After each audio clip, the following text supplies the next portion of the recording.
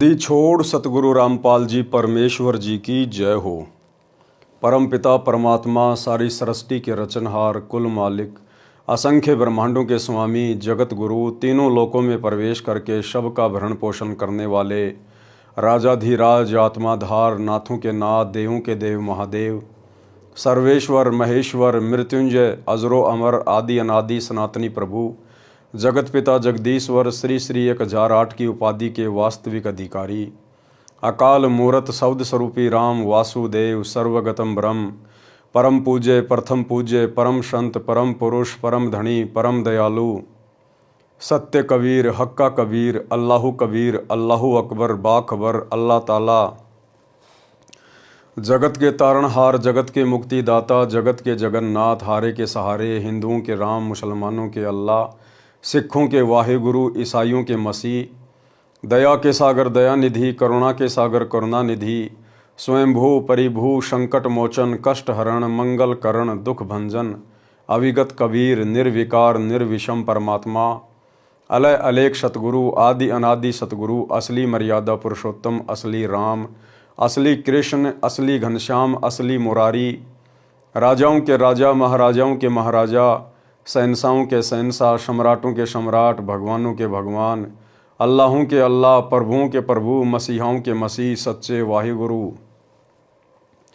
बाबाओं के बाबा पीरों के पीर सेठों के सेठ जगत सेठ सावड़सा सेठ सर्वगुण संपन्न अनंत कोटि कलाओं के स्वामी अनंत कोटि ब्रह्मांडों के नायक योगियों में महायोगी ध्यानियों में महाध्यानी सिद्धों में परम सिद्ध ज्ञानियों में तत्वज्ञानी ब्रह्म ज्ञानी महाज्ञानी परम ज्ञानी सर्वश्रेष्ठ ज्ञानी विज्ञानी युवा कबीर समर्थ कबीर असमवात अमित ओजा सच्चे रहनुमा करीम अल्लाह सुभान अल्लाह दुनिया के अंतिम पैगंबर 8 सितंबर 1951 से गांव धनाना जिला सोनीपत हरियाणा भारतवर्ष की पावन भूमि पे प्रकट रियल कल की भगवान श्री नारायण साकार हरि श्री बाबा साहिब शब्द स्वरूपी राम संत श्रोमणी नूर अनंता सतगुरु रामपाल जी परमेश्वर जी के चरण कमल में साध संगति से जुड़े हुए आप और हम सभी सत्सेवक भाई बहनों का अनंत कोटि दंडवत प्रणाम।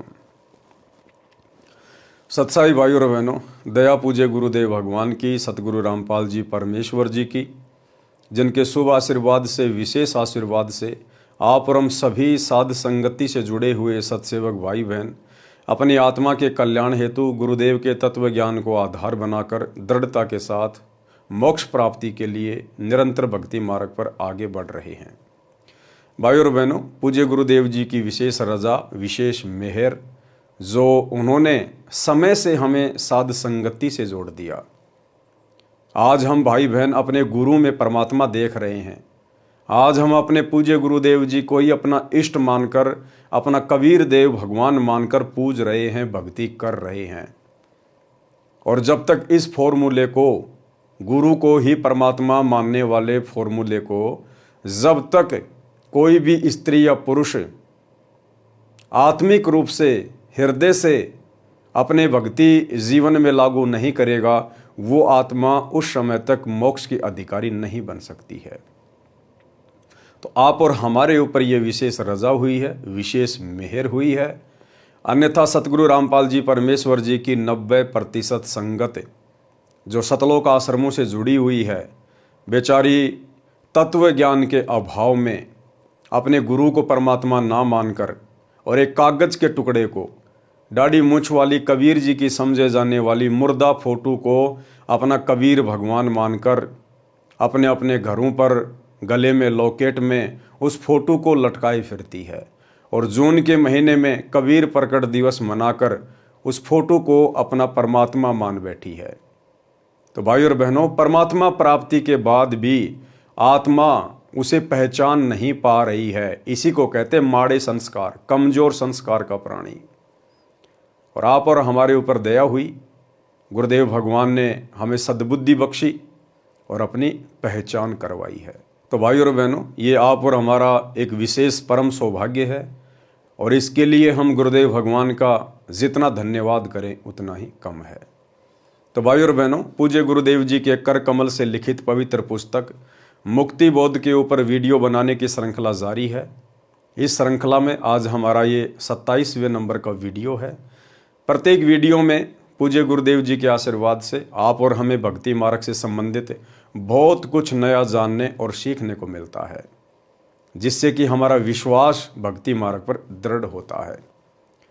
तो आज के वीडियो में काशी में जो भंडारा हुआ था, परमेश्वर ने अपनी 18 लाख आत्माओं को 3 दिन तक भोजन करवाया था, साथ में सूखा सामान भी दिया था, एक सोने की मोहर और एक दोहर प्रत्येक खाने के उपरांत उन आत्माओं को दी जा रही थी।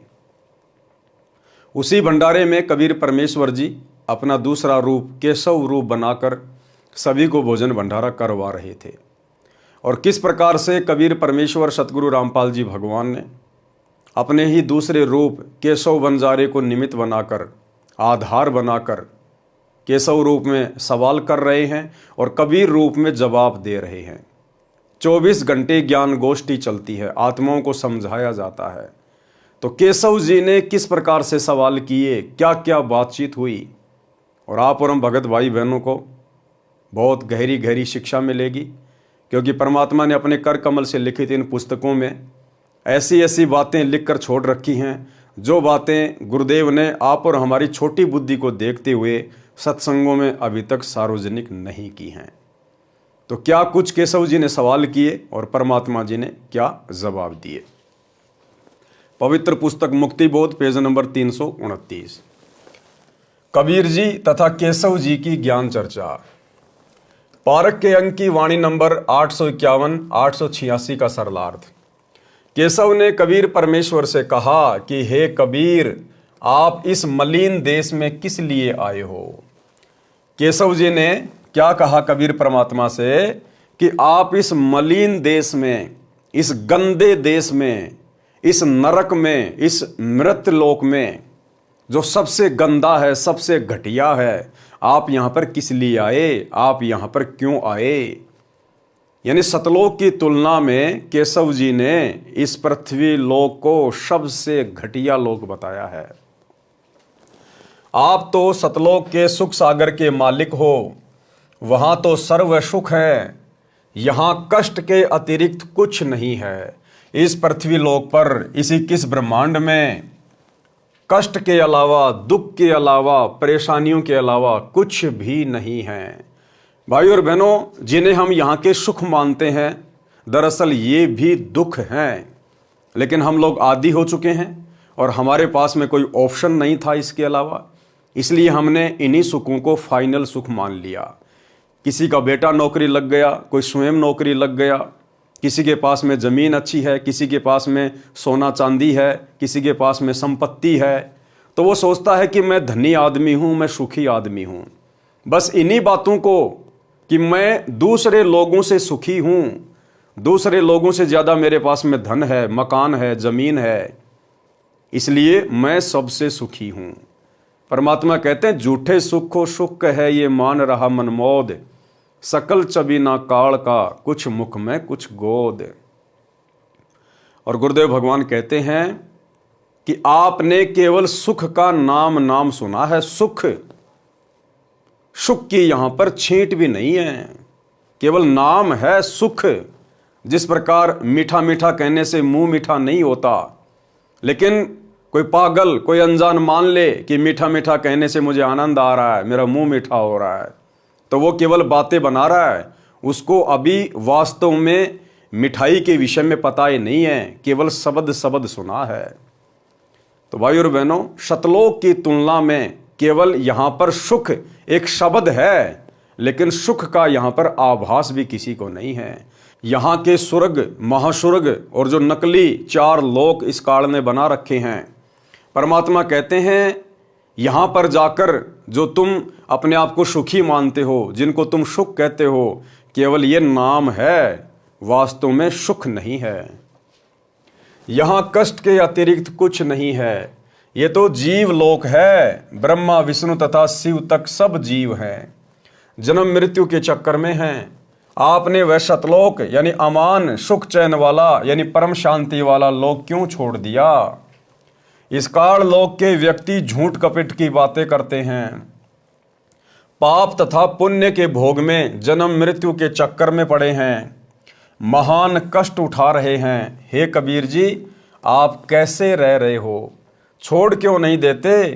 जहाँ से आप आए हो वहाँ तो जगह जगह बाग हैं, गंगा जल जैसे जल के सरोवर हैं, स्थान स्थान पर फंवारे चल रहे हैं, सदा बसंत जैसा मौसम रहता है। इस लोक को देखकर मेरा चित्त भंग हो रहा है, यानी मेरा मन विचलित हो रहा है। केशव जी क्या कह रहे हैं कि हे परमेश्वर, इस गंदे लोक की व्यवस्था को देखकर, यहाँ के प्राणियों को देखकर, इनके शरीरों को देखकर मेरा चित्त भंग हो रहा है, मेरा मन विचलित हो रहा है। भाइयों और बहनों, केशव जी के द्वारा जिस प्रकार की बातें यहाँ के विषय में कही जा रही है, बताई जा रही है, आगे चलकर इसका एक निष्कर्ष निकलेगा, आगे चलकर हमें एक शिक्षा मिलेगी और हमारा विश्वास पूज्य गुरुदेव भगवान में और अधिक दृढ़ होगा। मैं आश्चर्य कर रहा हूं कि ये कैसे लोग हैं। वहां तो सब निवासी मानवों के सिर पर कलंगी शोभा करती है सतलोक में, वहां सुंदर देवांगनाएं यानी देवों की स्त्रियां हैं। यहां तो कोई भी व्यवस्था अच्छी नहीं है, न अच्छे घोड़े हैं, न सफ़ेद हाथी हैं। धन्य है हे कबीर जी, आप पर मैं कुर्बान जाऊं। आपकी ऐसी सामान्य जिंदगी, आपकी ऐसी सामान्य जिंदगी, ये वही कबीर परमात्मा है भाई और बहनों, जो आज ऐसी सामान्य जिंदगी जी रहे हैं। आज परमात्मा जिस कदर अपने मिशन को गति देने के लिए हिसार की छोटी जेल में जाके चुपचाप बैठ गए हैं पिछले 10 वर्षों से, ये काल भी इस परमेश्वर की इस प्रकार की लीलाओं को समझ नहीं पाता और ये भी धोखे में रहता है कि ये वो संत नहीं हो सकता, ये कोई सतलोक से आया हुआ कोई विशेष परमात्मा का भेजा हुआ कोई दूत नहीं हो सकता, ये परमात्मा तो किसी हाल में हो ही नहीं सकता। अगर उसके साथ में इस प्रकार की बदतमीजी कर दी जाए तो भाई वो तो फोड़ के रख दे सब कुछ। लेकिन ये परमात्मा किस प्रकार से अपने आप को छुपा कर लीला कर रहे हैं, काल भी धोखा खा जाता है। आप पर मैं कुर्बान जाऊं आपकी ऐसी सामान्य जिंदगी देखकर। केशव ने कहा कि इस गंदे लोक को छोड़ दे। क्या कह रहे हैं केशव बार बार? कबीर जी, आप इस गंदे लोक को छोड़ दें। ये केशव की इस प्रकार की बातें इस पृथ्वी लोक के विषय में आप और हमें आगे गहरी शिक्षा देंगी। तो क्या कह रहे हैं केशव जी? केशव ने कहा कि इस गंदे लोक को छोड़ दें, चल अपने देश सतलोक में। ऊपर सतलोक में हीरों व लालों के पहाड़ हैं और यहां तो पत्थर के पहाड़ है, पत्थर के पहाड़। ये धरती तो मिट्टी की है, इसके ऊपर कदम रखते ही पाप लगता है। पृथ्वी ऊपर पग जो धारे, करोड़ जीव एक दिन में मारे। परमात्मा कहते हैं इस काल ने हमारे को इस कदर यहां पर उलझा रखा है। एक व्यक्ति जब अपने घर से बाहर कदम रखता है प्रतिदिन और जब शाम को वापस आता है तो कहते हैं रोजाना 1 करोड़ जीवों की हत्या करता है। 1 करोड़ जीवों की, मक्खी, मच्छर, कीट, पतंग, सूक्ष्म जीव, पैरों के नीचे 1 करोड़ जीव प्रतिदिन मारते हैं हम। 1 करोड़। यहां पर पांव भी ना रखना। इन सब का मुर्द फरोसी पिंड यानी नासवान शरीर है। ये तो जन्मते और मरते हैं। सतलोक में अमर शरीर है। सतलोक में जीवात्माओं को जो शरीर प्राप्त है वो नूरी शरीर है, एक तत्व से बना हुआ है। वो मुर्द फरोसी शरीर नहीं है, वो मरता नहीं है, नष्ट नहीं होता है, अविनाशी शरीर है। सतलोक में अमर शरीर है। यहाँ के स्त्री पुरुष आपस में गांडी बडूका खेल ही यानी मिलन करते हैं। अब देखो भाई और बहनों, ये हैं वो बातें, विशेष बातें जो गुरुदेव ने कभी भी अपने सत्संगों में विशेष जोर देकर नहीं कही। यदि ये परमात्मा उस समय अपने सत्संगों में ये गहरी गहरी बातें कहने लग जाते तो शायद आज आप और हम भाई बहन भक्ति पर ही ना टिक पाते। लेकिन गुरुदेव को पता था कि एक समय आएगा। वर्तमान में तो मैं इनकी नींव भर रहा हूं, इनको भक्ति मार्ग की ABCD सुना रहा हूं। 2, 4, 5, 10 साल के बाद में जब इन आत्माओं की बुद्धि विकसित होगी, उसके बाद मेरे द्वारा लिखित इन पुस्तकों में जो संकेत हैं, ये आत्माएं उनको समझने लग जाएंगी, उनको पकड़ने लग जाएंगी। और ये दास पिछले काफ़ी समय से आप सभी भगत भाई बहनों को गुरुदेव भगवान की प्रेरणा से यही संदेशा दे रहा है कि भाई हमने परमेश्वर की अमर वाणियों को समझना चाहिए। गुरुदेव कहते हैं भक्ति मार्ग पर पति पत्नी मिलन, पति पत्नी व्यवहार, ये भोग विलास, विषय वासना, ये सबसे ज्यादा हानिकारक है। हमें परमात्मा अभी तक विशेष जोर देकर इनको त्यागने के लिए इसलिए नहीं कह रहे क्योंकि अभी हमारी बुद्धि इस ज्ञान को समझने में इतनी तैयार नहीं हुई है। लेकिन भाई और बहनों, अब तो वो समय आ गया है। अब हमने गुरुदेव के ज्ञान को भी समझना पड़ेगा और अपनी आत्मा के कल्याण के लिए विषय विकारों से दूर भी हटना पड़ेगा। तो दास काफी समय से गुरुदेव की प्रेरणा से आप लोगों को यही संदेशा देता आ रहा है कि भाई जब तक आप भोग विलास से दूर नहीं हटेंगे, जब तक आप पति पत्नी मिलन वाली इस गंदी क्रिया से दूर नहीं हटेंगे, तब तक आप सार नाम के योग्य नहीं बन सकते, आप सार नाम के अधिकारी नहीं बन सकते। अब आप भाई बहनों को समझ में आएगा कि वर्तमान में गुरुदेव भगवान ने जिन जिन आत्माओं को सार नाम दे रखा है, ये ओरिजिनल सार नाम नहीं है। ये तो भाई बहन जबरदस्ती अपनी जो प्रतिक्रिया दिया करते थे सत्संग सुनने के बाद, उतावले हो जाते थे, गुरुजी हमें सार नाम दे दो, गुरुजी हमें सार नाम दे दो, हमें सार नाम कब मिलेगा कब मिलेगा। तो परमात्मा ने देखा कि ज्ञान को तो ये समझ नहीं रहे और सार नाम लेने की जल्दबाजी कर रहे हैं, क्योंकि परमात्मा ने सार नाम की महत्वता को बार बार सत्संगों में बताया। तो परमेश्वर ने एक नकली बंदूक पकड़ा दी। मालिक को पता था कि अभी ये सार नाम के योग्य नहीं है, क्योंकि परमेश्वर की वाणी है भाई सार नाम हमें कब मिलेगा, जब हम भगत बनेंगे तब मिलेगा ना। खाली नाम लेने मात्र से कोई भगत नहीं बन जाता, कोई सार नाम के योग्य नहीं बन जाता है। सार नाम के लिए सबसे पहले तो हमने भगत बनना पड़ेगा, भगत। और गुरुदेव ने बताया तुम अच्छे सच्चे भगत कब बनोगे। वैसे तो हर कोई अपने आप को भगत ही कहता है, जिसने नाम दीक्षा ले ली, आप 2 मिनट बाद उससे बात करो, वो बोलेगा मैं तो भगत बन गया। लेकिन इस प्रकार से भगत नहीं बनता कोई। परमात्मा कहते हैं भग भोग्या भग उपजय, भग यानी योनि। परमात्मा कहते हैं भग भोग्या भग उपजय, भग से बचा न कोई, और जो कोई भग से बचे भगत कहावे सोई। असल में सतगुरु रामपाल जी परमेश्वर जी का भगत तो वो कहलाएगा जो इस पति पत्नी मिलन से दूर हो जाएगा, जो अपने आप को विषय वासनाओं से दूर कर लेगा। हमें रोज परमात्मा नित्य नियम के माध्यम से जगाते हैं, लेकिन हम ध्यान नहीं देते। गुरुदेव कहते हैं कामी क्रोधी लालची इनसे भक्ति ना होए, और भक्ति करे कोई सूरमा जाति वर्ण कुल खोए। कामी कौन होता है? कामी जो विषय वासनाओं में डूबा हुआ है, जो अभी भी भोग विलासिता में डूबा हुआ है।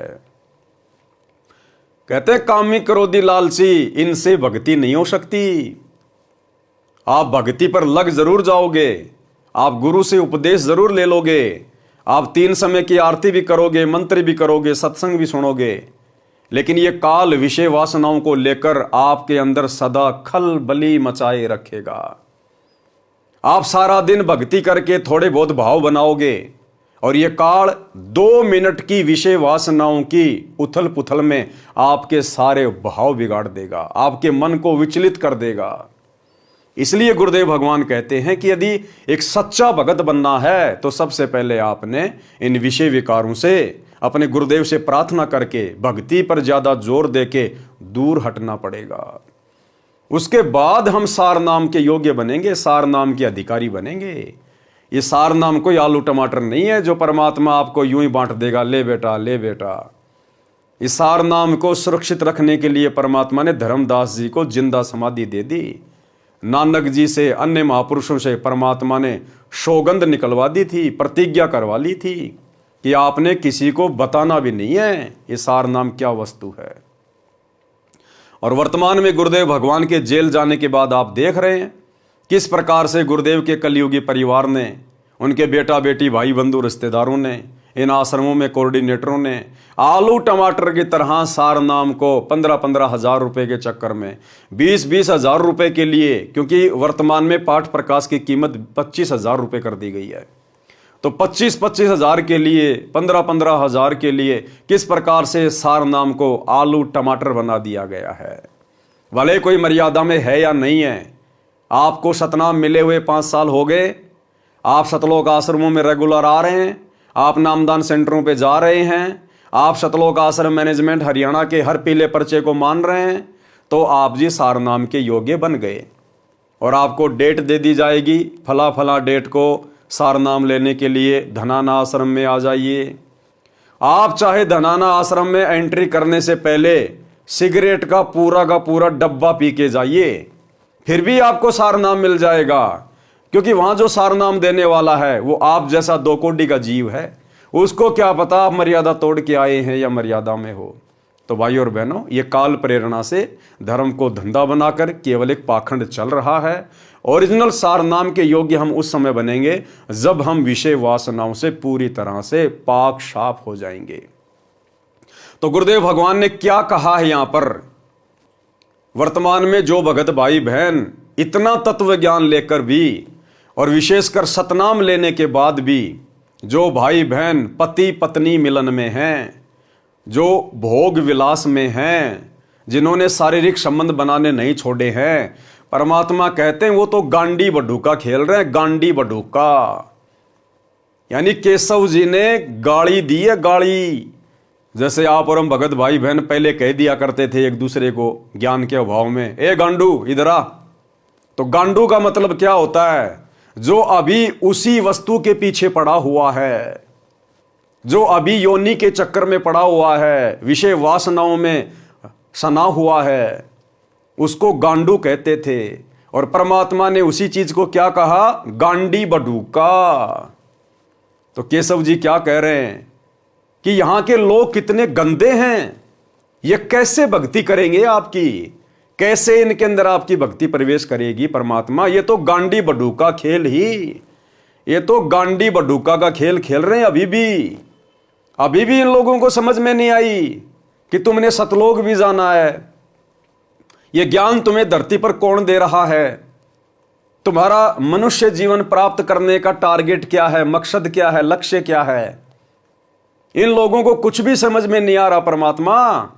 ये तो आपसे इतना ज्ञान लेने के बाद भी गांडी बडूका का खेल खेल रहे हैं, गांडी बडूका का। और उम्मीद कर रहे हैं सतलोक जाने की, सार नाम लेने की। सार नाम तो उस समय देगा परमात्मा जब हम ये गांडी बडूका का खेल खेलना बंद करेंगे।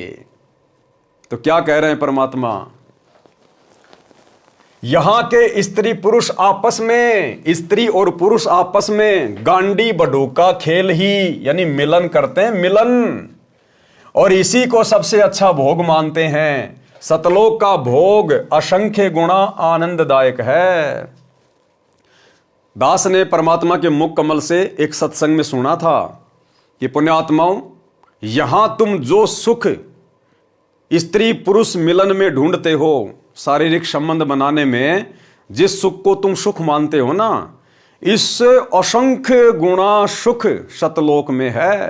असंख्य गुणा सुख यानी वहां पर हम इस प्रकार से गांडी बडूका का खेल नहीं खेलते। सतलोक में स्त्री पुरुष वहां पर शारीरिक मिलन नहीं करते, लेकिन वहां पर आपस में जो प्यार प्रेम है पति और पत्नी का, दृष्टि मात्र से यहां जो हम आनंद महसूस करते हैं झूठा एक बार के शारीरिक मिलन में, परमात्मा कहते हैं वहां पर ऐसा आनंद, ऐसा सुख यहां के गांडी बडूका वाले खेल से करोड़ों गुना अधिक है, करोड़ों गुना अधिक है।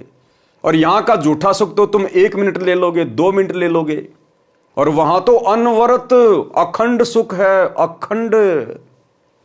लेकिन भाई और बहनों, वहां का वो अखंड सुख मिलेगा कैसे, जब तक हम यहां के गांडी बडूका वाले खेल से दूर नहीं हटेंगे, इस गंदी विषय वासना वाली इस क्रिया से दूर नहीं हटेंगे।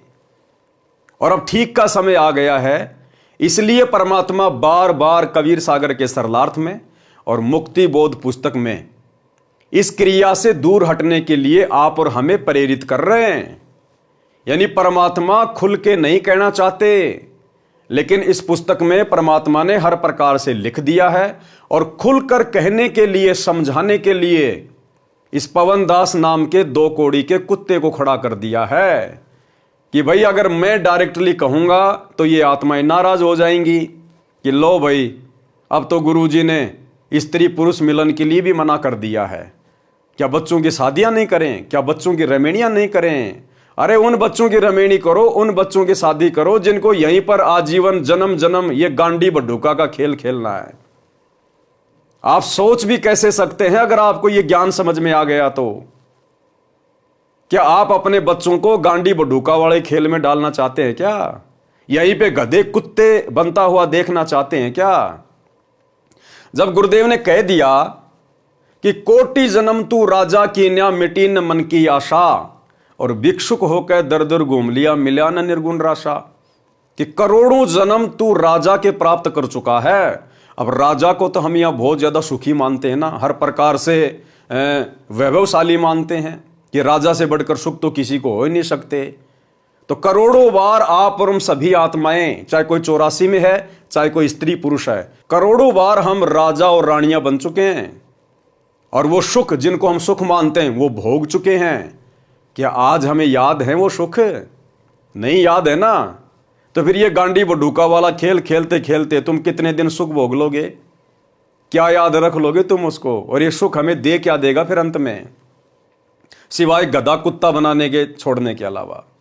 दूसरी बात परमात्मा ने हमें और समझाई कि कोटि शीश तूने दे दिए यमराजा की फेंट, कि भाई आप लोगों ने अपने करोड़ों सिर इस काल को दे दिए। ये तुम्हें झटके से मारता है, ये तुम्हें मुर्गा बना देगा, बकरा बना देगा, भैंस बना देगा, खरगोश बना देगा और फिर तुम्हें कसाई से कटवाएगा तुम्हारे सिर। ये इस प्रकार से तुम्हारे शीश लेता है झटके से, दर्दनाक तरीके से, तड़पा तड़पा कर, और तुमने करोड़ों सिर दे दिए इसको, करोड़ों सिर। और कहते एक शीश दे के देख ले सतगुरु अपने की भेंट। गुरुदेव कह रहे हैं काल को तो तूने करोड़ों शीश दे दिए और इसने तेरी दुर्गति की है, लेकिन एक शीश तू मुझे देखकर देख।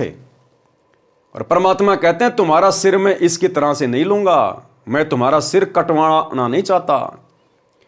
सिर देने का मतलब है अपने गुरुदेव के चरणों में अपना सब कुछ समर्पित कर देना, अपना तन मन धन अपने गुरुदेव को समर्पित कर देना। गुरुदेव ने हमें जो शिक्षा दी है, जो मर्यादा दी है, जो आज्ञा दी है, उसके अनुसार अपने मन को चलाना, यह है अपने गुरु को शीश देना। यानी जैसा गुरु कहे वैसा हम करें, यह होता गुरु को शीश देना। तो गुरुदेव कहते हैं तूने करोड़ों सिर दे दिए इस काल को, मिला तुझे कुछ नहीं, और अब भी तू काल को ही सिर देने जा रहा था। ये तो मैंने तेरे को पकड़ लिया और तू आधे से ज्यादा जीवन तो जी चुका है। तेरी 15, 20, 25, 30 साल की उम्र बाकी है। अब ये 15, 25, 30 साल का जीवन तो मेरे चरणों में समर्पित कर दे। ये गांडी बड्ढूका वाला खेल खेलना छोड़ दे।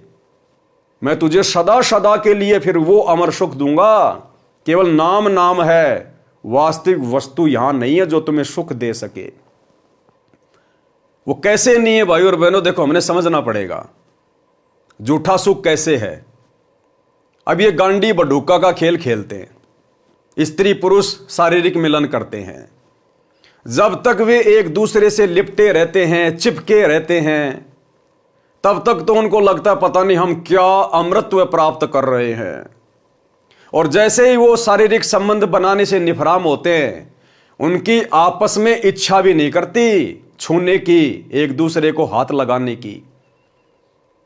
जैसे ही हमारे शरीर से रज और बीरज का स्राव होता है, उसके बाद में स्त्री और पुरुष की आपस में एक दूसरे को छूने की इच्छा भी नहीं बनती है।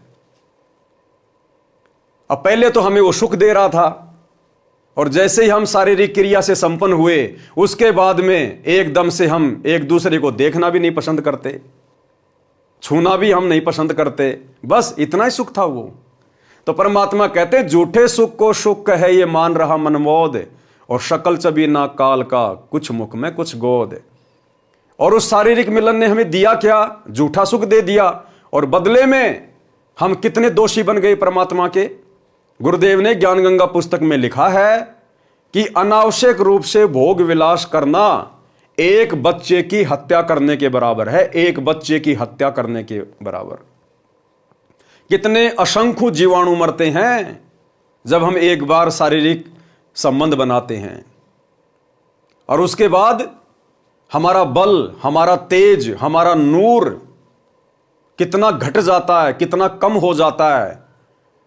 शारीरिक संबंध बनाने से हमारी उम्र भी घटती है, हमारी आयु घटती है, और शरीर छोड़ने के बाद हम ब्रह्मा जी के इतने ऋणी हो जाते हैं, उसका हम फिर कर्जा नहीं उतार पाते।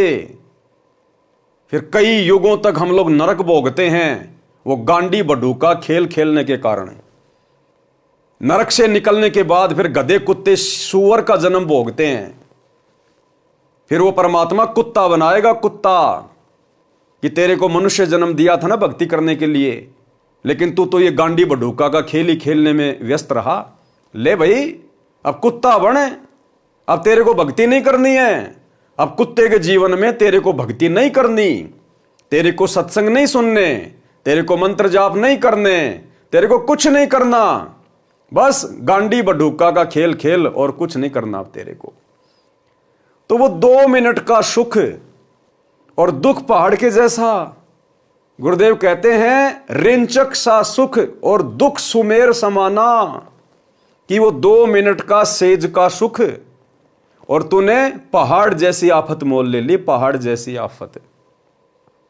तो भाई और बहनों, कहने का मतलब है परमात्मा हमें यह समझाना चाहते हैं कि पुण्यात्माओं, तुम्हारे को ये गंदी क्रियाएं करते करते असंख्य युग बीत गए, असंख्य करोड़ पदम युग। जब से हम सतलोक से अपने पिता से बिछुड़ कर आए हैं, और हम जिस भी लोक में गए हैं, काल ने हमें इन्हीं क्रियाओं से बांध के रखा है। क्योंकि काल को पता है कि जिस कुक्रम के चलते मुझे सतलोक से निकाला गया, अरे दुर्गा के साथ में जबरन बलात्कार करने का तो प्रयास किया था सतलोक में, तो काल को पता है कि परमात्मा इस गांडी बडूका वाली क्रिया से बहुत नाराज होते हैं। तो काल तो हमें सबसे ज्यादा वही कर्म करवाएगा ना जबरदस्ती, जिससे कि हम परमात्मा के दोषी बने और काल के ऋणी बने, कर्जदार बने। तो आज गुरुदेव भगवान हमें हर प्रकार से समझा रहे हैं कि भैया, अगर तुम मेरी शिक्षाओं में चलोगे, मेरी आज्ञा में चलोगे, विषय वासनाओं से दूर हटके भक्ति करोगे, तो ये भक्ति भी तुम्हारे अंदर धीरे धीरे प्रवेश होगी।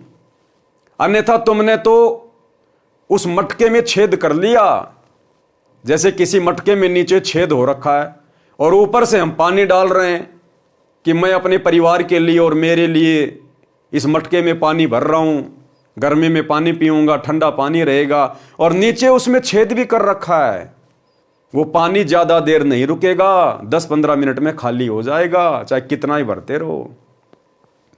तो इसी प्रकार हम भक्ति भी कर रहे हैं कि मैं सतलोक जाऊंगा, वहां के सारे सुख प्राप्त करूंगा, और यहां भी मैं सुखी रहूंगा।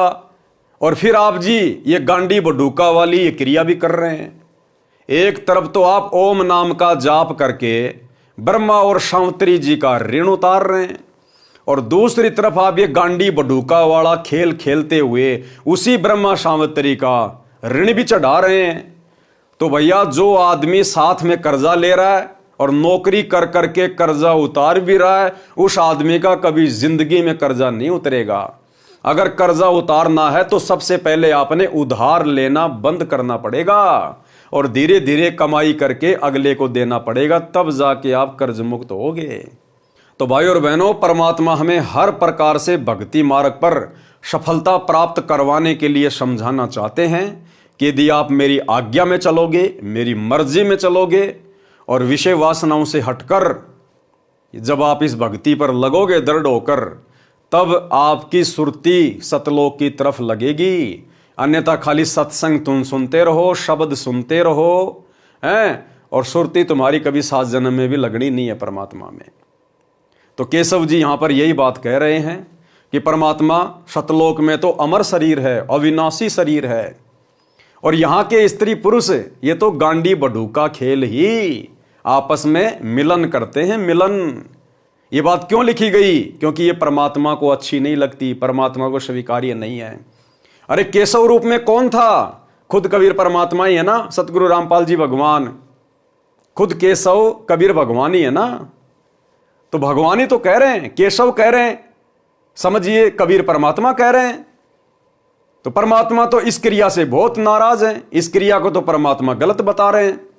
तो हमारे भगवान जिस क्रिया के करने से खुश नहीं है, उस क्रिया को खुशी खुशी करके आप और हम कैसे अपने भगवान को खुश कर सकते हैं?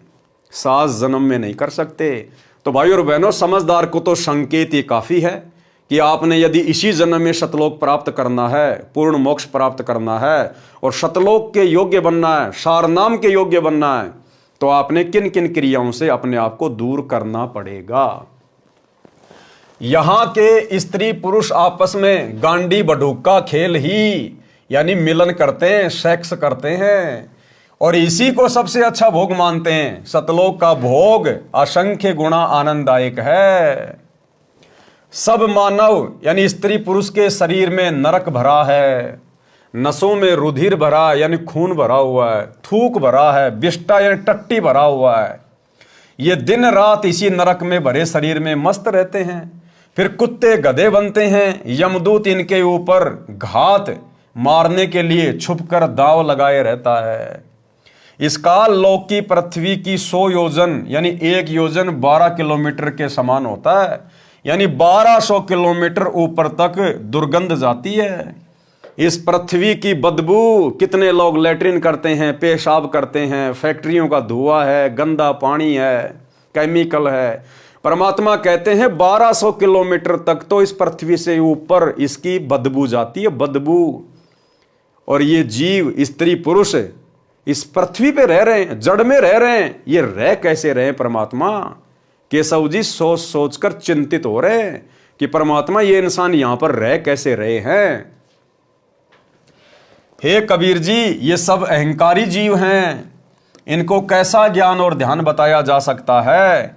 ये कैसे भक्ति करेंगे? केशव जी क्या कह रहे हैं? ये कैसे भक्ति करेंगे?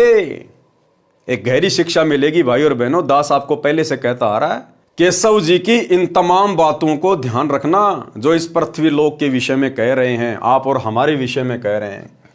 ये कैसे भक्ति करेंगे? हे कबीर जी, आप इनमें कहां फंसे बैठे हो? क्या कह रहे हैं केशव जी? आप इनमें कहां फंसे बैठे हो? और वो शिक्षा ये है भाई और बहनों, केशव जी स्वयं कबीर परमात्मा ही थे और उसके बावजूद भी केशव जी ने हाथ खड़े कर लिए। यहां की गंदी व्यवस्था को देखकर, यहां के गंदे स्त्री और पुरुषों को देखकर, इस गंदे शरीर को देखकर, हमारे हार व्यवहार को देखकर केशव ने भी हाथ खड़े कर लिए कि हे परमात्मा, आप यहां से निकल क्यों नहीं चलते? आप इस गंदे लोक में क्यों पड़े हो? आप इनसे कैसे भक्ति करवाओगे? ये कैसे भक्ति कर पाएंगे? अब सोचिए भाई और बहनों, जो भाई बहन अपनी अज्ञानता के चलते ये मानते हैं कि हमारे गुरुजी सतगुरु रामपाल जी तो कबीर जी के अवतार हैं, कबीर जी के द्वारा भेजी गई आत्मा हैं, कबीर जी के द्वारा सतलोक से भेजे गए उनके दास हैं, कोई संदेश वाहक हैं। तो भाई कबीर के द्वारा भेजा गया सतलोक से कोई प्राणी, कोई जीव, कोई आत्मा, कोई दास, कोई संदेश वाहक इस पृथ्वी लोक पर आकर पृथ्वी लोक के निवासियों को भक्ति नहीं करवा सकता। अरे केशव जी तो सतलोक से आए थे ना, केशव भी तो सतलोक से आए थे ना। और केशव कोई आत्मा नहीं थी, परमात्मा की 2 कॉपी थी। परमात्मा कबीर जी की 2 कॉपी थी, यानी कबीर परमेश्वर का दूसरा रूप था। और कबीर परमात्मा के दूसरे रूप ने भी, जो सतलोक की अन्य आत्माओं से सर्वश्रेष्ठ है, उस कबीर परमात्मा के दूसरे रूप ने, केशव ने भी हाथ खड़े कर लिए और कबीर जी को कह रहे हैं आप इनसे कैसे भक्ति करवाओगे? तो भला सतलोक से परमात्मा के द्वारा भेजी गई कोई आत्मा इस पृथ्वी पर आप और हमें कैसे भक्ति युक्त कर सकती है? कैसे वो इतना संघर्ष कर सकता है? कैसे वो भक्ति करवा सकता है? इसलिए भाई और बहनों, कबीर परमात्मा खुद ही अवतार धारण करके आते हैं। ये स्वयं ही पृथ्वी पर अवतरित होते हैं सतलोक से, एक मनुष्य के बच्चे के रूप में लीला करते हुए बड़े होते हैं, अपने आप को छुपाते हैं। सतलोक से भेजी गई कोई आत्मा इस 21 ब्रह्मांड से, काल के जाल से जीव आत्माओं को मुक्त करवाकर नहीं लेकर जा सकती। कोई भी आत्मा इतना संघर्ष कर ही नहीं सकती। निस्वार्थ भाव से परमार्थ के लिए यदि कोई संघर्ष कर सकता है तो केवल वो कबीर भगवान है, दूसरा कोई नहीं कर सकता। तो जिस प्रकार से केशव जी ने हाथ खड़े कर दिए और कबीर परमात्मा को भी कह रहे कि आप भी निकलो यहां से, ये तो बहुत गंदा लोक है, आप यहां पर रह कैसे रहे हो? तो सोचिए, यदि कबीर भगवान ने संत रामपाल जी को अपनी आत्मा के रूप में धरती पे भेजा है तो भाई फिर किसी का मोक्ष संभव नहीं है। आत्मा से आत्मा का मोक्ष संभव नहीं हो सकता। वो तो खुद बाप आएगा और वो ही अपनी आत्माओं को छुड़ा कर लेकर जाएगा। लेकिन ये बातें भाई और बहनों, सतगुरु रामपाल जी के भगत होने के बावजूद, इनसे इतना तत्व ज्ञान लेने के बावजूद सतलोक आश्रमों से जुड़े हुए 90% भगत भाई बहनों को समझ में नहीं आ रही है। काल ने पूरी तरह से बुद्धि ऑफ कर रखी है कि मैं इनमें से एक को भी, गुरु को परमात्मा नहीं मानने दूंगा। और जब तक आपके अंदर यह दृढ़ विश्वास नहीं होगा कि मेरा गुरु स्वयं परमात्मा है, कबीर है, ये कोई मिडिल मैन नहीं है, ये किसी का भेजा हुआ कोई अवतार नहीं है, ये कोई आत्मा नहीं है, ये स्वयं बाप है, बाप। और इनको अपना बाप मानकर जब हम सारी आध्यात्मिक क्रिया करेंगे तब कहीं जाकर इनके आशीर्वाद से हम इस काल जाल से मुक्त हो पाएंगे। आप लोगों के दृढ़ विश्वास के लिए एक बहन का छोटा सा 5-6 मिनट का वीडियो सुनाता हूं। आप जी को पता है कि वर्तमान में महाकुंभ का मेला लगा हुआ है और मीडिया वाले, अन्य यूट्यूब चैनल वाले बहुत सारे लोगों के, बाबाओं के इंटरव्यू ले लेकर 2 पैसे कमाने के लिए अपने चैनल पर डालते रहते हैं। ऐसे ही एक यूट्यूबर ने और महाकुंभ में गई हुई एक लेडीज का वीडियो बनाया, जो लेडीज अपने आप को नूर अनंता कहती है, नूर अनंता। हालांकि उस बहन को पता नहीं बेचारी को कि नूर अनंता वास्तव में कौन है। असल में नूर अनंता कबीर परमेश्वर सतगुरु रामपाल जी भगवान है। ये इस परमेश्वर का उपमात्मक नाम है। नूर अनंत, नूर अनंता का मतलब है जिसके शरीर की शोभा, जिसके शरीर का नूर अनंत है, अनंत। और गुरुदेव ने क्या बताया कि सतलोक में परमात्मा के एक बाल में 1 करोड़ चंद्रमा, 1 करोड़ सूरज, इनसे भी कहीं ज्यादा रोशनी है। तो असल में जो नूर अनंत शब्द है, ये कबीर परमेश्वर सतगुरु रामपाल जी भगवान का उपमात्मक नाम है। तो उस नूर अनंता स्त्री ने क्या कुछ कहा वर्तमान समय के संदर्भ में। हालांकि वो सतगुरु रामपाल जी की शिष्या नहीं है, उसको ये तत्व ज्ञान प्राप्त नहीं है, लेकिन परमात्मा उसके अंदर प्रेरणा कर रहे हैं क्योंकि वो परमेश्वर की 64 लाख वाली आत्माओं में से है। क्योंकि ऐसी विशेष आत्माएं ही वैराग्य धारण करती हैं, जिनको संसार से मोह व्याप्त नहीं होता। वो नूर अनंता बहन अपने घर परिवार से सक्षम है, समृद्ध है। उसके बच्चे कनाडा में रहते हैं और उसका जो ससुराल है वो संपन्न है, लेकिन उसका मन नहीं लगा। उसने परिवार को एक प्रकार से त्याग दिया। त्यागने का मतलब है उसका मन उस परिवार में नहीं लगा। वो रहती अपने परिवार में है, लेकिन बीच बीच में उसके अंदर वो भक्ति भाव उमड़ जाता है, जिस कारण से अपनी आध्यात्मिक वो क्रियाएं करने लग जाती हैं। लेकिन अभी तक इस आत्मा को सही रास्ता नहीं मिल पाया है। लेकिन इसके अंदर जो स्मृतियां हैं वो परमात्मा की तरफ से हैं। जो बातें ये कह रही है, जो बातें ये बोल रही हैं, ये इसकी पिछली भक्ति के कारण परमात्मा इसमें प्रेरणा करता है। और परमात्मा इसमें प्रेरणा केवल इसलिए कर रहा है क्योंकि देखो, दुनिया वाले तो इसका इंटरव्यू देख के कुछ समझ नहीं पाएंगे, क्योंकि ये बहन दुनिया वालों को जिस सांकेतिक भाषा में समझा रही है ना, दुनिया उस सांकेतिक भाषा को समझने के योग्य नहीं है, समझने के लायक नहीं है, सक्षम नहीं है।